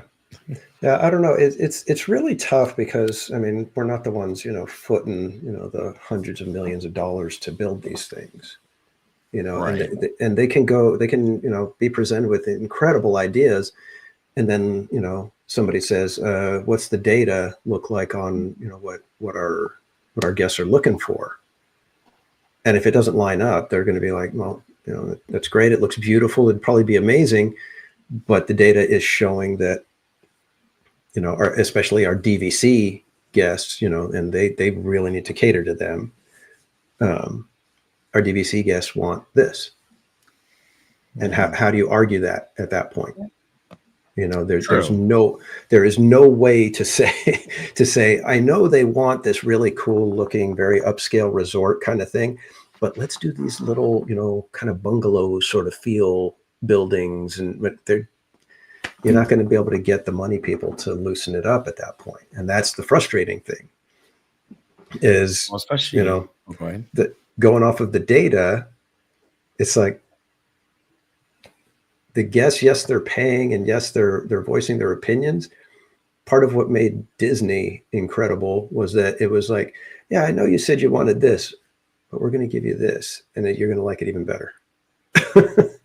You know what I mean? That was the classic Disney, if you will, MO, was take the information from the guests, take a look at it, and then say, okay, that's what they're looking for, but this is what we're going to give them because it's going to be even better. And I don't know how you get to that without having a Walt in your pocket, Yeah. True. That's the yeah. Yeah, and that's why for me it's like I can't bash the hotel because it looks gorgeous, by any reasonable means. It looks gorgeous, but it does kind of feel like you can take it, pick it up, put it over here, and slightly change some of the decor, and it's a completely different. I like Trisha's comment because although there might be a segment of the population that loved being immersed in that Galactic Star Cruiser type, even if it wasn't perfect inside, I'm just saying, just the idea of it. Right. And there's a lot of people that are like, I don't want to think. I don't want to do all this. I just want to go there. I want that stainless steel fridge. I don't want, something rustic. I want it to be. And that's, not to say that's okay or that's what we would think, but just I think going back to the Galactic Star Cruiser, I think there was a lot of problems with that. It was a great concept, great idea, but first of all, just like Galaxy's Edge, they set it in the new Star Wars universe instead of setting in the old. I think if they set it in the old universe, it would have been more receptive. 2, it was super expensive for a 2-day stay. You're talking $4,000 for 2 people, and was it $6,000 for 4 people over a 2-day stay? And you couldn't leave the hotel anytime you wanted to. You kind of were on this schedule, and you left when they told you to, and it was a hectic schedule. It was not hey, at 2 o'clock we're going to do this, and then at 6 o'clock we're going to do this. It was at 2 o'clock you're doing this, at 3:30 you're doing this, at 4 o'clock you're doing this, at 5 o'clock you're eating this, at 6 o'clock you're going here, at 7 o'clock you're doing this, and at 8 o'clock you're doing this, and at about 10 o'clock you can go ahead and go to bed. Because you got to wake up at 6 o'clock because by 7 o'clock you're doing this, and 8 o'clock you're doing this, and 9 o'clock. It was nuts. Because somebody said make it immersive, and they did, and then people are like, "We don't want that." Yeah, but, I was thinking it's like I don't like to interact with the characters like that. It's like that would be way too much for me. Yeah, but here's the problem when you say immersive, like when I go to Polynesian Resort, I want to be like I'm in Hawaii and I want to relax and enjoy it. I don't care if we see Maui and Moana, awesome, all that stuff. The problem with Galactic Star Cruiser is like, oh, well, you've got alien dancing at, at such and such time. Well, I don't want to go dancing. Maybe I'm not a dancer. Oh, we also have this. And it seems like alien bingo. It is bingo. Okay, great. Well, I'm glad I'm paying so much money for playing bingo. The problem was that you had these different things that weren't really that immersive. Right. And then people were really disappointed they spent so much money on something that wasn't immersive. And then, oh, by the way, you want to spend more money because you're going to have to buy this. And there was just too much money involved. And again, you want an immersive hotel. I mean, if I could walk around the hotel and go anywhere I wanted and go to Galaxy's Edge anytime I wanted, hey, great. But when you're, stuck, I think that's where, yes. Well, I just meant they tried. They did something out of the box. Right.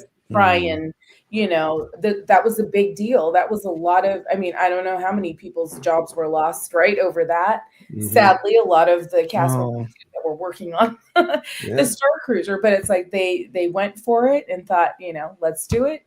But I don't know, maybe that makes them shy away from, they're like, no, we really need to listen to the people who are paying the I don't know. For me, I mean, I know we're getting a little bit off tangent with Star Cruiser, but for me, it's one of those things. Galactic Star Cruiser, there were red flags all along the way. And there was not a single executive that said, why don't we move into this slowly instead of jumping in full bore with the hotel? Why don't we do a dinner show that's immersive over a couple of hours during a park visit and see how that goes? If we get tremendous response and after, a year and a half, this thing is still packed and people are loving it and coming back time after time, then maybe we kind of start going into a bigger thing, Yeah. It's and that's where, when it's stuff like that, that's where you start going, okay, who the heck is in charge? Because if somebody like me could spot it just from the press releases that were happening, how come an executive on the inside seeing the ins and outs, looking at everything, none of them were able to say, hold on, this is not going to work? Yeah, no, that's an interesting position to be in. I wouldn't want to be in it. I'd love to. I mean, give it to me. Well, no, because you're on the line, and it's hindsight. We can all look back and go, "Wow, they really screwed that up." But you're like, when you're living in it and you're actually at the table, I don't know. It's an interesting thing that what people have to do when they come up with these huge, and that was major. I thought it was that was a big one. I thought, wow, that's pretty awesome. But well, I will say, going back to the new hotel, obviously I hope it goes well and I hope people do like it. But rest in peace, Seven Seas Luau. Bummer. Yeah, hopefully they'll figure out a way to bring that back somehow. I mean, you would think that building a nice big giant hotel with a lot of people staying there, that you would figure out a way. You know what? It's Polynesian Village Resort. We got to have a luau. We can charge people for a luau. They're going to pay for a luau. Let's do a luau. Exactly. They want you to go to Alani for that. That's what's sad. I'd really love to go and visit Alani. Yeah, that one. And it's kind of crazy to me because it's like I would go to Hawaii to visit Disney. You know what I mean? It's like, is that what I'm doing? Or I don't know. Kind of makes me wonder. Well, I do want to go to, my brother, by the way, has been to Alani, but the thing about that, have either one of you been to Alani? I have not. No. It looks beautiful. It looks nice and amazing. The only thing is, it's like, well, they charge you for everything you want to do. So if you want to go to the beach and you want to swim in the water, no problem. But if you want to swim with the fish, well, that's going to be extra. You want to go on the, jet skis, rent, whatever, the extra. It's like, oof. It's already expensive to go there. So, yeah. And Trish, if they ever did this, I don't know.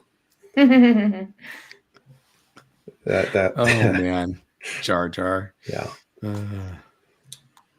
All right. So with all of that being said about the hotel and how the obvious emotions that simply adding a new hotel bring up, we're going to go into possibly our final topic. We'll see.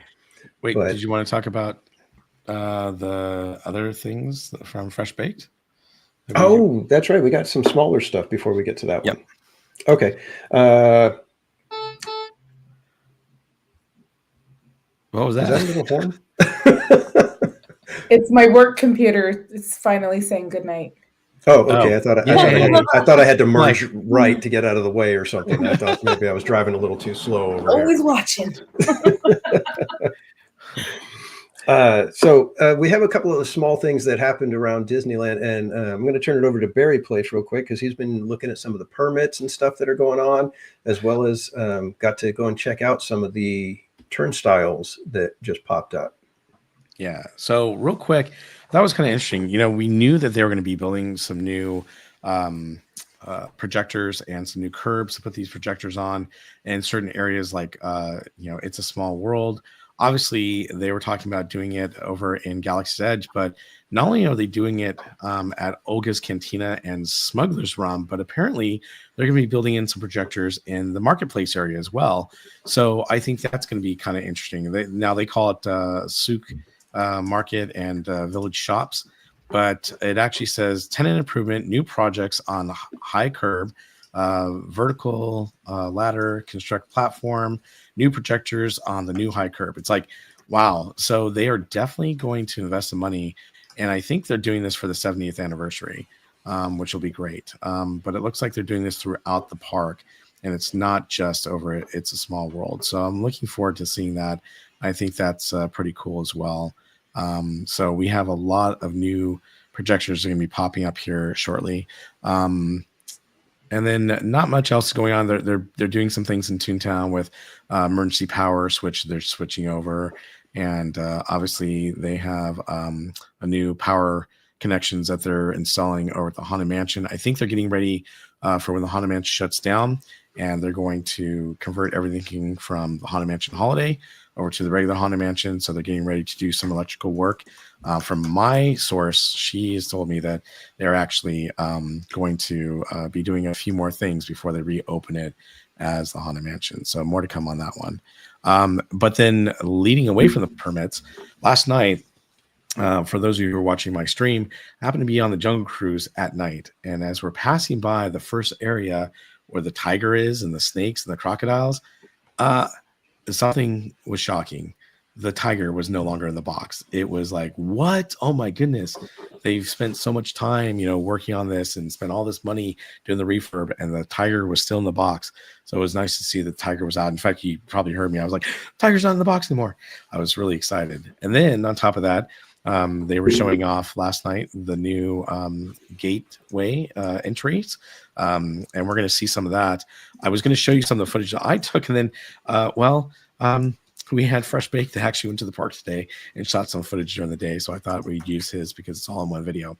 The other thing that I noticed too yesterday was on Big Thunder, they actually had water running on the water wheel, which is really, really cool.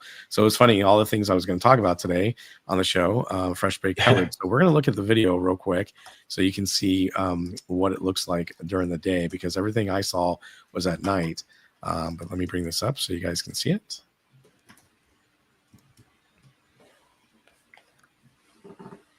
Oh, where did it go?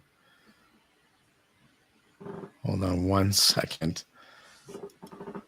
While Bob's grabbing that, I do want to bring up this from Brian Sevilla. They apparently have added back the newsreel footage on the Indiana Jones queue. Yeah. Which, Yes. Why did it take that long?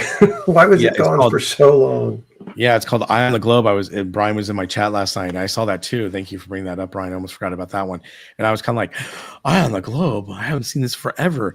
And apparently he said they brought it back last week. I did not see it last week, but I didn't ride last week. But I thought that was pretty amazing that they brought it back. So I'm very happy they did, because that's some really good footage, Yeah, and you get to watch the whole thing. It runs your whole wait time. Yeah, I was going to say, you don't have to hear, welcome, my friends. Yeah. Welcome, my friends. Welcome, my friends. Here are ingenious belts. All right, here we go. So this is the front. And I'm going to skip around this video a little bit so you can see all the different areas. But this is the new entranceway. Now, this is just one section. And as you're entering Disneyland, it's the first section on the far left of the main entrance of Disneyland. But yeah, this is what it's going to look like. And they also have the setup over at DCA. So I'm sure what's going to happen now they have them up, they'll test them again, and then they'll start using them on a regular basis. But here we go. Keeps getting better and better with more walls down around the resort. A little surprise at Big Thunder, a big surprise at Pixie Hollow, and out of nowhere, this happened all at once on the same day. But let's start at the front entrance where even more walls are down at those main gates. I've lost track. I want to say 10 weeks in. 10 weeks in, and finally, we've got some resolution. Well, it's not resolved yet. They're not open. They haven't begun testing, but the walls are down at least, and we can see the product. And it's about what we would have expected. It looks very much like the setup that they had over there at DCA, which we'll look at in a minute as well. But there you go. There's your new scanners with the touch point right in the front.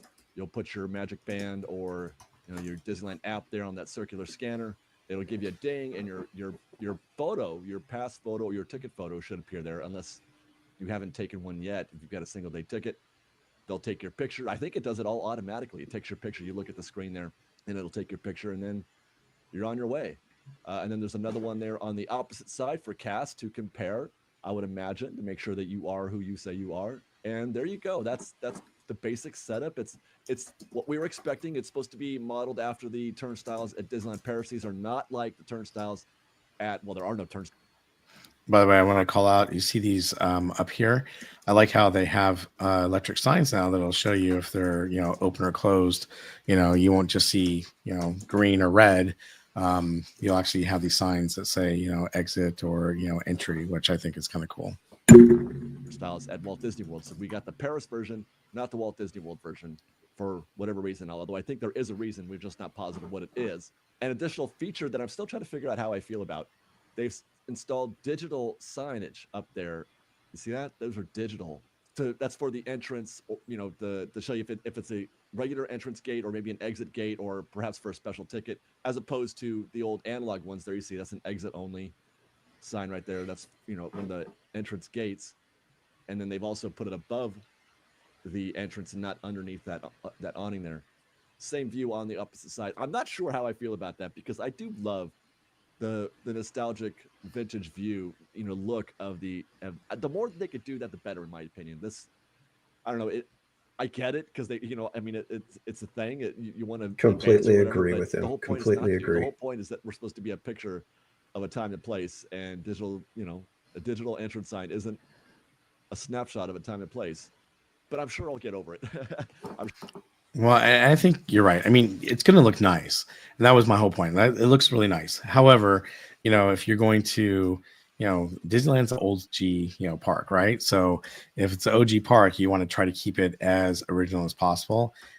Obviously, I know we talk about this all the time. Things change, the park will change, but you want to try to keep it as original as possible. And I think it'd be cool if they tried to keep it more of that analog type stuff. So, but I understand why they're trying to do this as well. So, for sure, I'll get over it as anybody else will as well. Yep. See, he'll get over it. I'm just kidding. I won't. Testing. I know you won't. Any day, you know me. I would think any day. And then once they start doing, I'll be harping on it 10 years from now. It's done. So let's go to this part right here. The tiger is present and awake, and we have a new arch. Basically, that's what all this was for. In 12 minutes, All right, we you got a will lose the commercial, lease, but hold on to your car skip. with Lease End. You can even... And welcome in Shelly Mendez and Heather Jingle. Is over this tiger. Everything else and Most Wanted. Good to see you. Pretty much exactly as they left it. I mean, stone for stone, which is quite fascinating if you think about it. All they did basically was rebuild that arch, and it actually looks remarkably similar to the old arch. Here you go.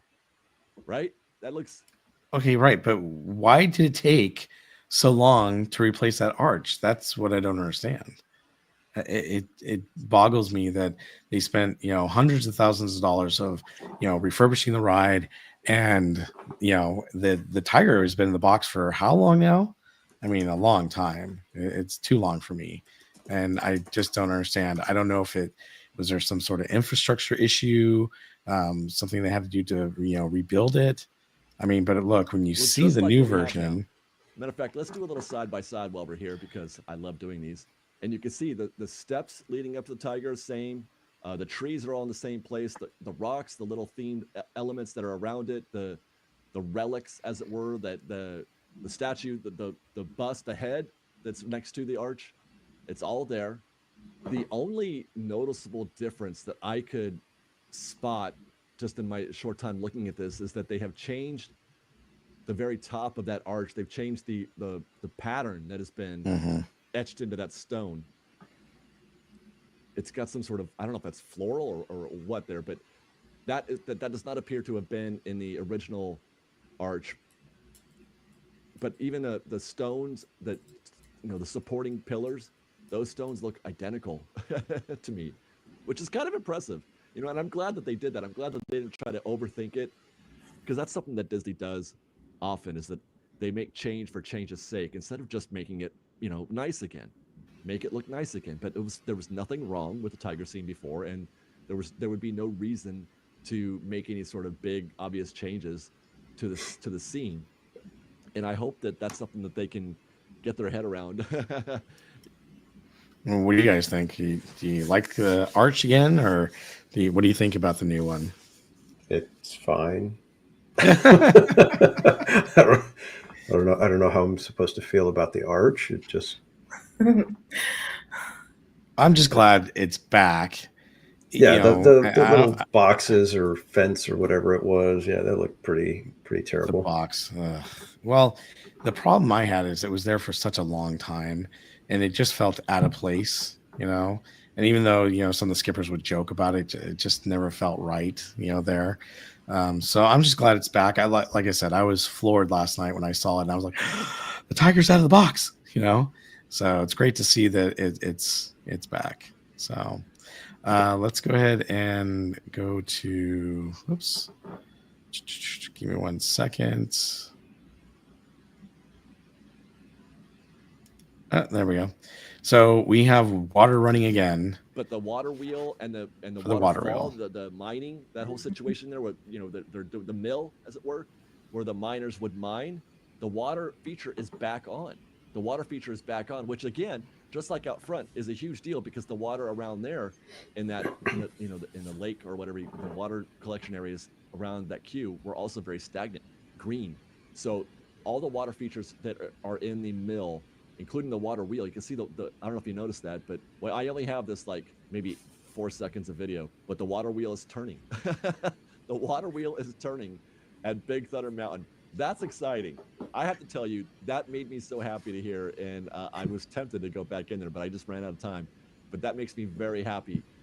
Okay, so let me go ahead and make this observation now, because as I've said in the past, it's kind of fashionable to.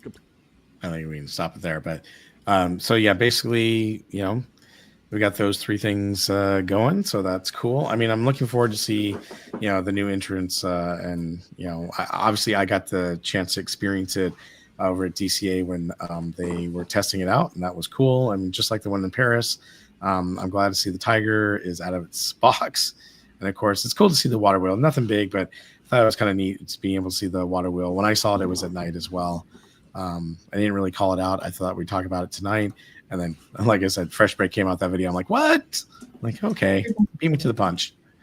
Have you guys noticed anything else around the park, that you're excited about or that's changed? I haven't noticed too much, but I'm glad to see something like the water wheel come back.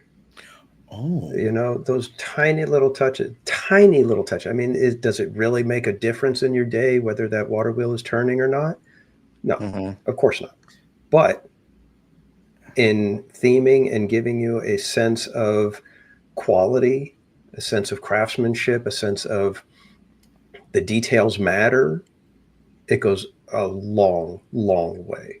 And when you get those kind of things back, they all start to add up and create a sense of why Disneyland, the Disney parks, are different than anywhere else. Right.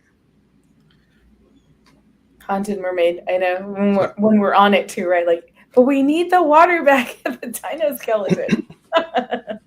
We Yeah. do. Hey, That would be I nice. did want to mention, and I can show it right now. So my dad and I went through the Haunted Mansion last night. You know, he's in a scooter. So when you leave the Haunted Mansion now, previously you would go down the elevator, and then they would take you down the side path. And then when you get off the ride, you would go back up the elevator. Well, now you don't do that. Now you go through the old crypt area, and they've redone that whole area. Have you guys seen it yet? Mhm. Oh, you have? Like, have you actually, exited out? I didn't get to go. I know Sammy Bear, they did that last week. I haven't gotten to go into the crypt, but I've seen the crypt and that whole area where it's like the path is over on the side where the train tracks are and everything. Oh, well, let me share this with you guys so you can see what it looks like, because I think it looks pretty cool. So this, when you walk out from the ride, you see this hallway to your left. And my dad was trying to get his key into his scooter going, but you've got lightning going into the room there. You've got different pictures. You got the clock. And you basically have to go to an elevator to exit. Definitely changed the look down here from last time I was down in this area. Let me see. Let's pull it up.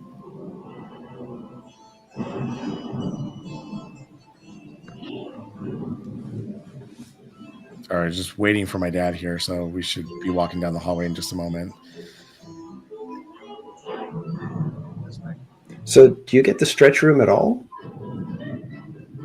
No, not on the way out. So you go down this hallway, and you still see pictures of Master Gracie and all the other, characters. You can see the lightning, obviously. I like how they kind of re-themed the room to look more like an actual mansion hallway.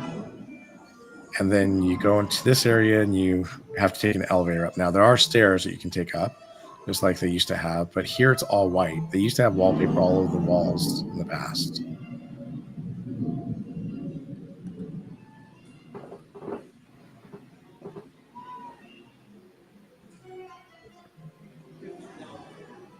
And I think, I didn't hit the button correctly, so I had to hit it again. So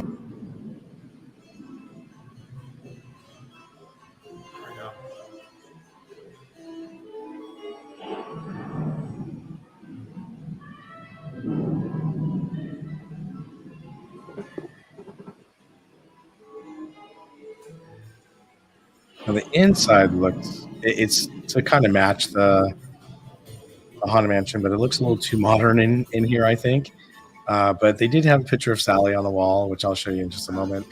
And I thought that was kind of cool. There we go.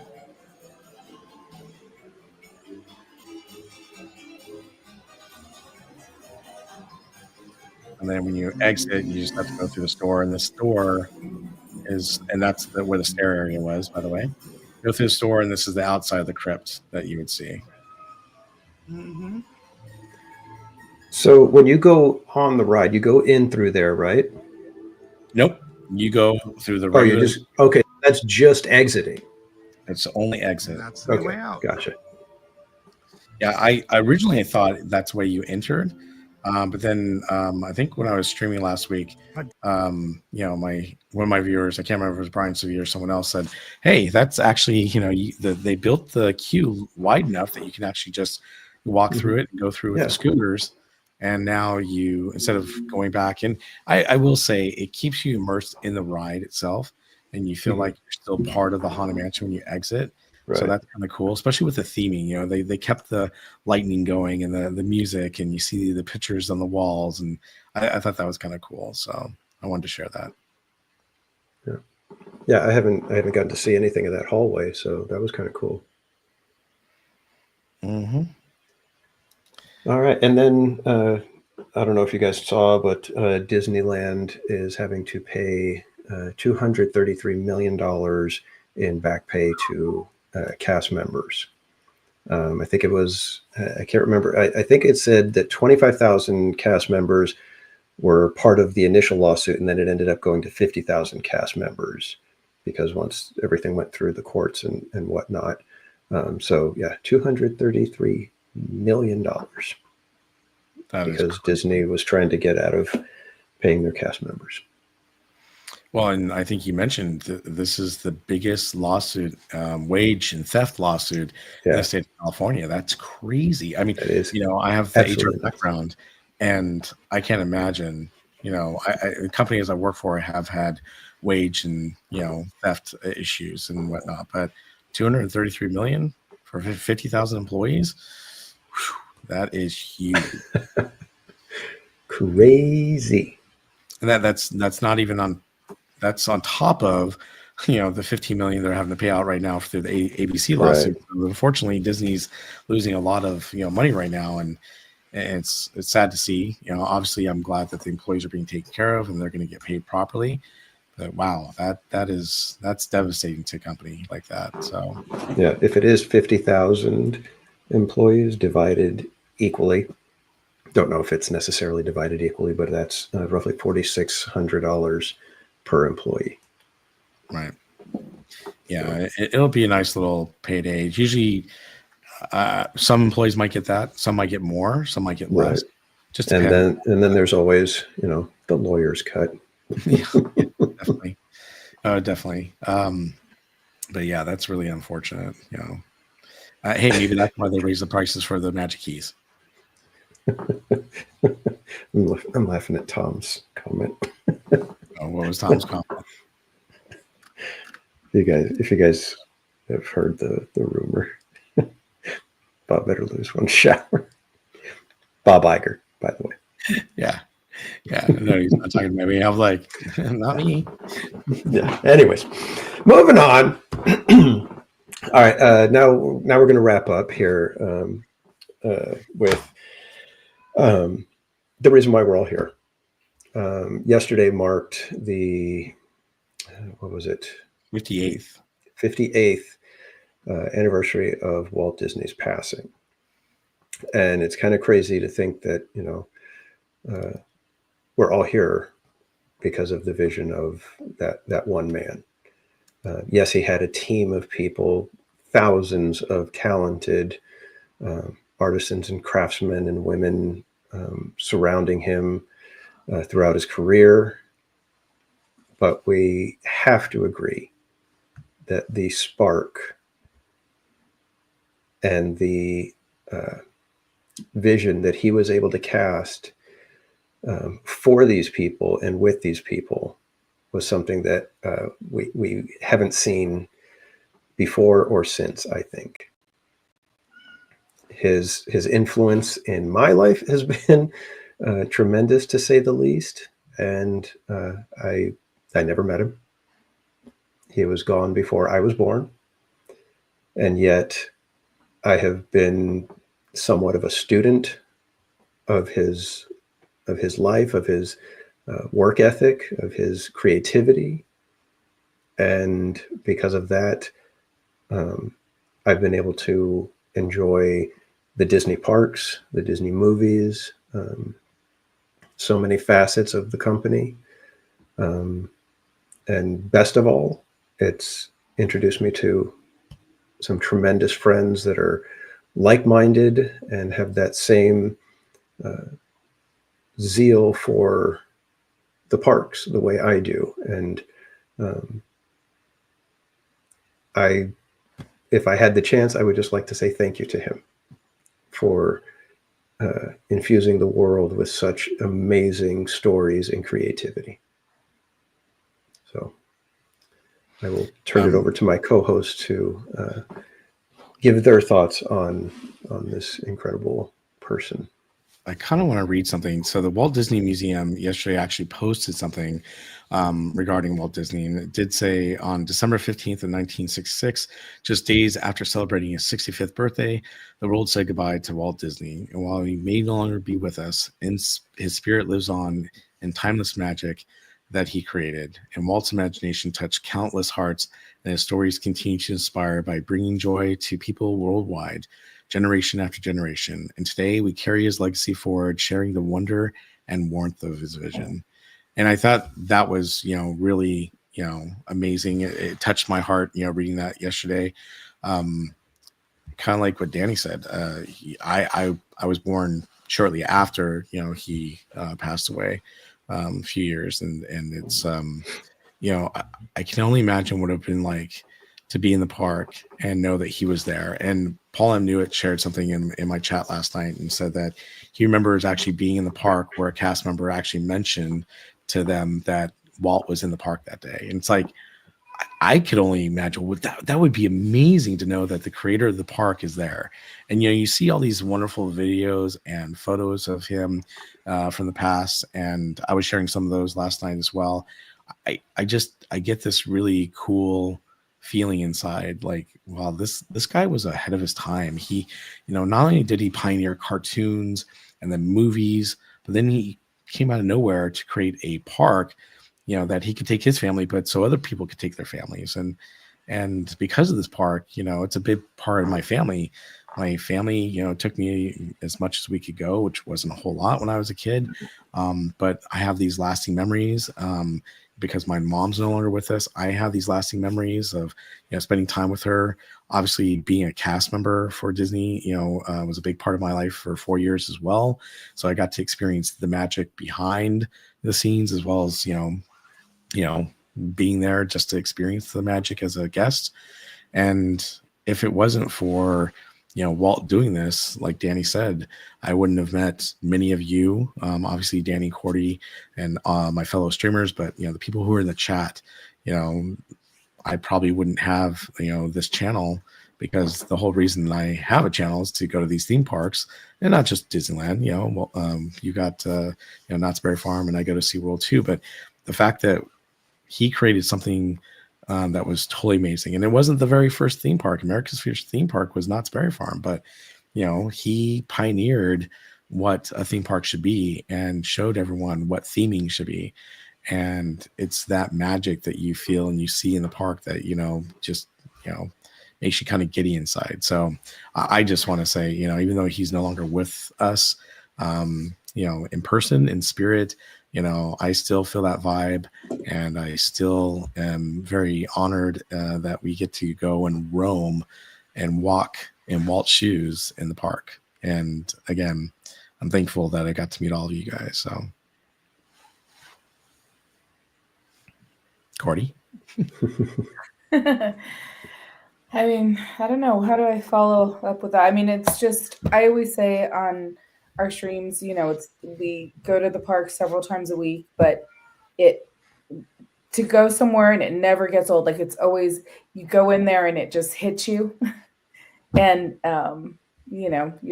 it's like a fountain of youth almost, right? You get in there and you can be a kid again. You enjoy everything. You have all the nostalgia. We have all these friends, which both of you mentioned, like that was something that I didn't expect, but it's so nice to have made those friendships, but then also to share that, like deep love and like understand that, right? People call us Disney adults or whatever, but it's like, it's there's so much meaning behind why all of us, love Disneyland and why we go there. And it's, just all the memories. We would go, like, we know passes way back when. So like we would go once a year, but my dad was there, he went when he was, I think he was 17-ish, something like that. But, went with his parents went there, and then going with my grandparents, and my grandpa would still get on the rockets. He would go on all the rides. So it's just to see, to look back on all that. It's a pretty amazing place. Like, there's no other place like it. So I feel very privileged to be able to share that with people when we're in the parks. And can't wait to go tomorrow. Well, there's something else I want to share with you guys real quick. So yesterday was the 58th anniversary of Disney's passing. But believe it or not, today is December 16th. And December 16th of 1997 is when Lillian Disney passed away. So let me read this to you real quick. So on this date today, December 16th of 1997, Lillian Disney passed away after suffering a stroke. The previous day, which is ironic, on December 15th, a talented ink artist at the Walt Disney Animation Studios, Lillian was also Walt Disney's wife, sharing 41 years of marriage until his passing in 1966 and 31 years and 1 day before her own death. In 1928, while traveling with Walt on a train from New York to Los Angeles, she helped shape history. Walt had devised a new character, Mortimer Mouse, to save his struggling studio, but Lillian wasn't sold on the name. Not Mortimer, she said. It's too formal. How about Mickey? And the rest is history. So I thought it was fitting to put this picture of Lillian and Walt Disney up there for everyone to see. Mermaid says someone left flowers inside the fire station for both of them. Oh, that's awesome. Yeah. Oh, and Izzo's Place and Carol G. Welcome in. Most Wanted. Welcome in.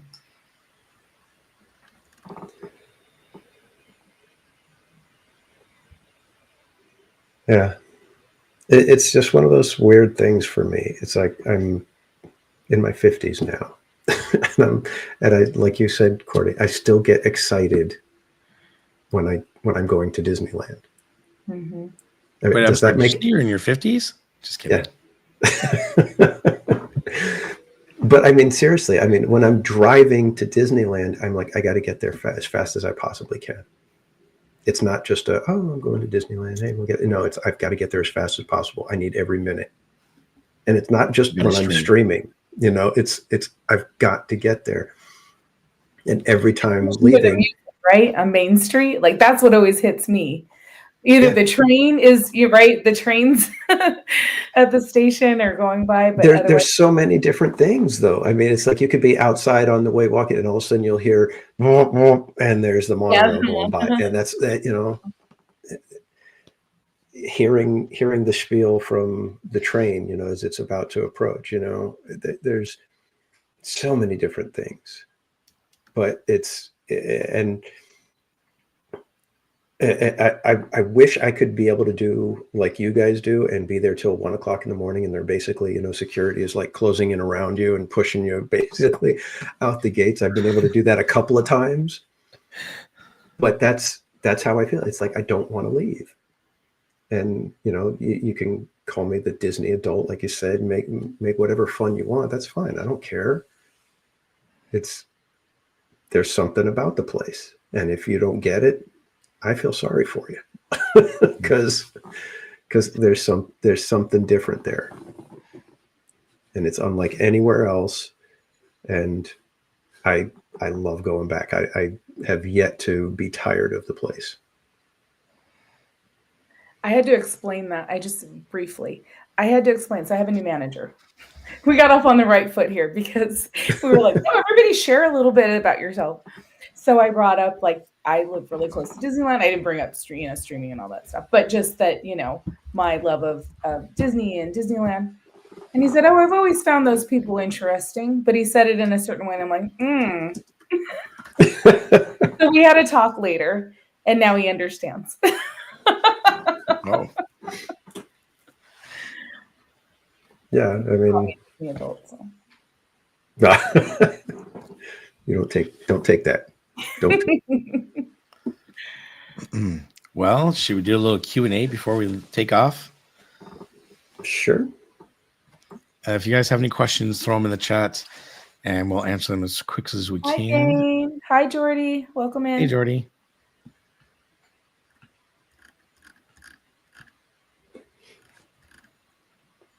Any questions, comments, sarcastic remarks, throw them into the chat. Cordy gave him a left hook. Just about. If it wasn't virtual. Just about. Out and Gain Live. Hello. Okay, Trish. Now you can ask your question or make your statement. How you put it. Basically, Trish was saying the bright lights on Mansion right now. Oh, so I was talking about this last night in my chat, and I noticed that the lights from the store, Madame Leota's Somewhere Beyond, matches the lights that are there around the Haunted Mansion. And it is a lot easier to see when you're walking through the queue compared to the way the queue was before, almost completely in darkness. But again, it looks too bright to me. I think the lights need to be dimmer. I don't know about you guys. Yeah, definitely. I mean, they don't match the lights that are on Mansion itself, so I don't know what the deal is. No, they match the lights that are in the queue as you're walking through the queue. If you notice, the lights actually match those lights. Maybe that's what they were going for. I just think they're just too bright. Yeah, just tone it down a little bit. Like I want to see where I'm going, but That's what I meant. That the level doesn't match. It's like I don't know why they did that. I think it's because there's so many more lights on the shop than there are in the queue, and they're so close together. They're just that too bright. Maybe that's what it is. and the music's just a tad loud in certain areas. Like it's just a little adjustment. It gets louder as you go to the mansion, but it's just too loud. I'm okay, but again, I would just prefer the music box. Ghostly music box would be fine with me. Yeah. Paul says he thinks the lights are a security safety issue. Yeah, because if you've noticed, right, all around the park, it seems everything's a little more lit up. Like I've noticed areas that have way more lighting than they used to. Some of the darker areas. So. Fire Dragon 57 says, "How do you feel about the way the new merch store looks at Haunted Mansion on the outside?" I'm not even going to bother answering. You guys have heard me rant, and I don't think anybody wants to hear it again. The cat does. Yeah, the cat is giving me the signal, sir. Yes. Yeah. Well, I personally, she's like, it is food in the bowl time. I'm not real thrilled with the outside the shop. I mean, it just looks okay, and it's too big, and it looks like a Home Depot shed. Okay, I'm done. Yeah. Cordy, are we talking about Madame Leota's? Yeah. I'm going to hold my opinion until they open the doors or they open the sliders, whatever. However, it's opening. I'm going to wait. I know what you're saying. It's. I don't really look at it, or I'm like, oh, well, when's it going to open? I just walk by it. Ever so diplomatic. Walk by, go to the right. Yeah. Oh, look, there's a mansion over here. Let's keep going. Let's keep going. It looks like a Home Depot shed. Oh man. Any other questions? Hi, Lauren.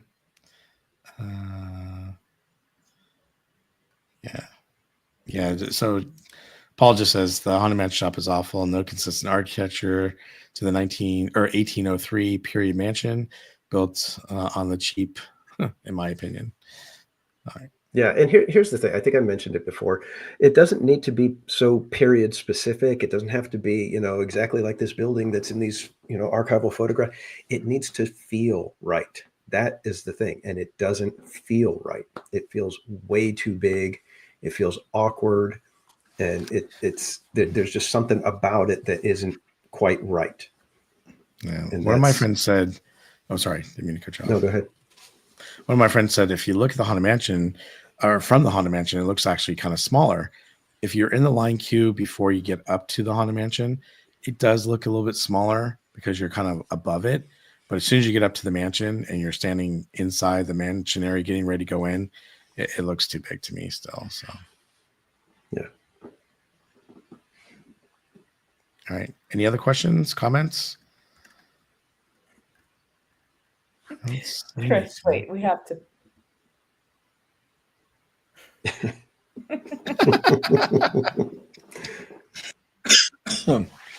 I thought she was making fun of me, and I thought it was going to be by rakes, shovels, and pitchforks. I thought she was trying to say that I could go ahead and storm the. Yeah, and I think that's probably what they're going for, Brian. It feels like a blend between Haunted Mansion and Tiana's because it's all supposed to be part of New Orleans. So yeah, but see, again, it almost feels. That's my thing. It's not that it's like completely just, everything about it is wrong. It's everything about it is just slightly off from where it should be. That's the problem. And you add up a bunch of those and you get the same thing like Galactic Star Cruiser, something that there was plenty of red flags along the way. As soon as I saw the framing going up, I was like, this thing is going to be too big. Yeah. And I wasn't wrong. So those are the kind of things that makes me go, who's in charge? Because somebody walking by that's in charge, that understands what's supposed to happen, who knows how Disneyland is supposed to function, should have walked by and said, hold it, stop. Why is this thing so gigantic? And everybody would have said, because we needed X amount of floor space for the shop. Yeah. And that's all it came down to. Yep. That's true. Again, it's one of those, we need the numbers. The data says this is what the numbers say. This is therefore what we got to go with. So, and I've been in marketing. So when you get the, edict from on high that this is what it's got to be, even though you're going, but I think this is probably better if we do this. And they've got the numbers to back it up and you don't, you're done.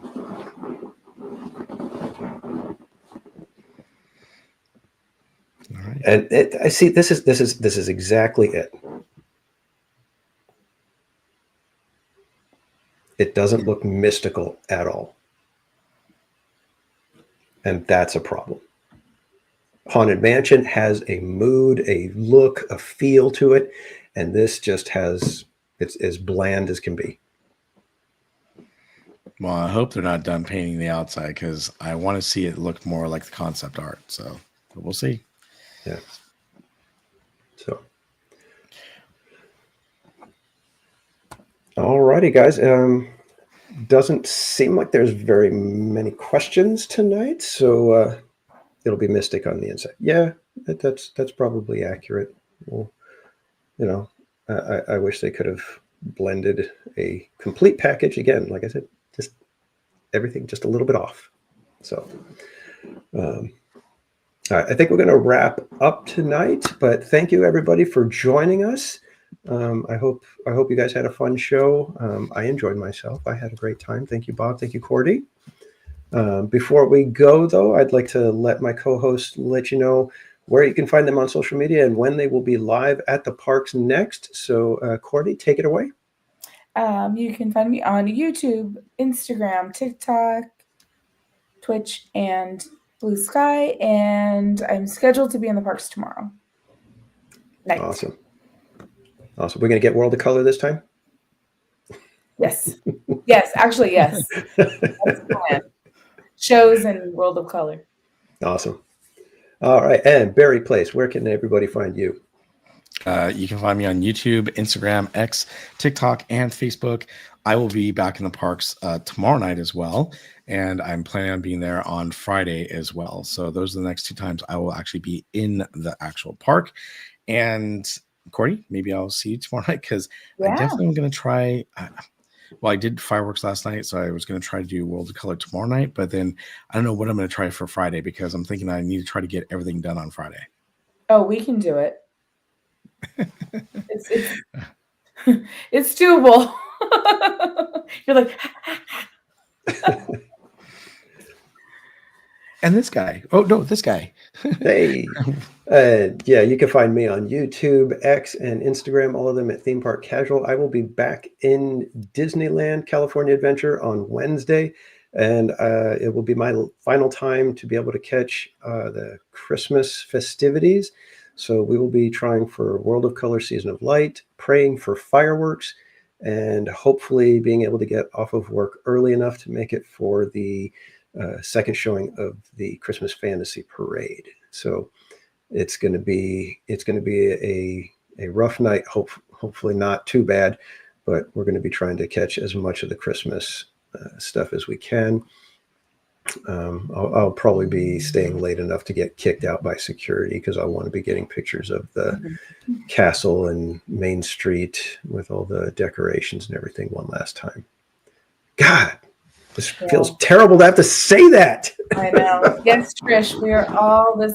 Fridays is the last day for Inspire Keys, and we don't come back until the 4th? Fourth. We're through the 3rd. Well, so if you can get a reservation. If you can get a reservation, I wasn't able to grab one. I won't be back again until the 8th. Yeah, I'm sure they'll pop up. But they'll probably pop up, but I just don't know if I'm gonna have a chance for it. Like I would love to be able to get out there on the 20th, if it pops up, but there's just no way. I'm not gonna be able to make it.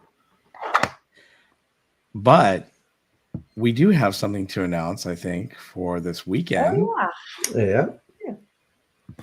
We will be heading to well, there we go. Knott's Merry Farm, here we come. So Sunday, join us in the evening. We will be doing another in-park Park Streamers Hangout. So we will be live at Knott's Merry Farm, probably starting around 5 o'clock-ish, somewhere in there, 5, 6 o'clock-ish. Who knows? Make sure you're subscribed and have the bell clicked. Yeah. And it will definitely be me, Bob, and Cordy, but we may have some additional guest appearances throughout the evening, and we will be closing the park. They close at 10, so it'll be a little bit of early night, but we will be making them kick us out of Knott's Berry Farm this time. Okay, I have a quick message. The 20th is open, so if anybody's trying to get the 20th. Grab it if you can. Like I said, I know I won't be able to make it, unfortunately. So, I need to open up. I need to try to get one for my dad. Oh, there you go. All righty, guys. Again, thank you so much for hanging out with us tonight. We appreciate all of you. Remember, if you could share out the stream, let everybody know that we've got our little Park Streamers Hangout channel happening. Trying to grow. We were hoping to possibly get up to 400 tonight. I didn't even check to see where we might be at this point. We are at right now. Let's see. No, we lost a subscriber. Great. 388. Yeah, nice. Yeah. I'll take the blame. Last one. I know it was me. I love it. That's funny. Oh, that's too funny. All right, guys. So until Sunday, when we see you all again together as Park Streamers again, everybody have a fantastic week. Be sure to tune into Cordy and Bob's streams this week. I'll be there on Wednesday, Bob and Cordy tomorrow. So until we see you guys again, have a fantastic week. We will catch you next time, guys. Good night, everyone. Bye. We hope you enjoyed our amazing show tonight. Thank you for joining us, and we'll see you on the next Park Streamers Hangout. Have a good night, everyone.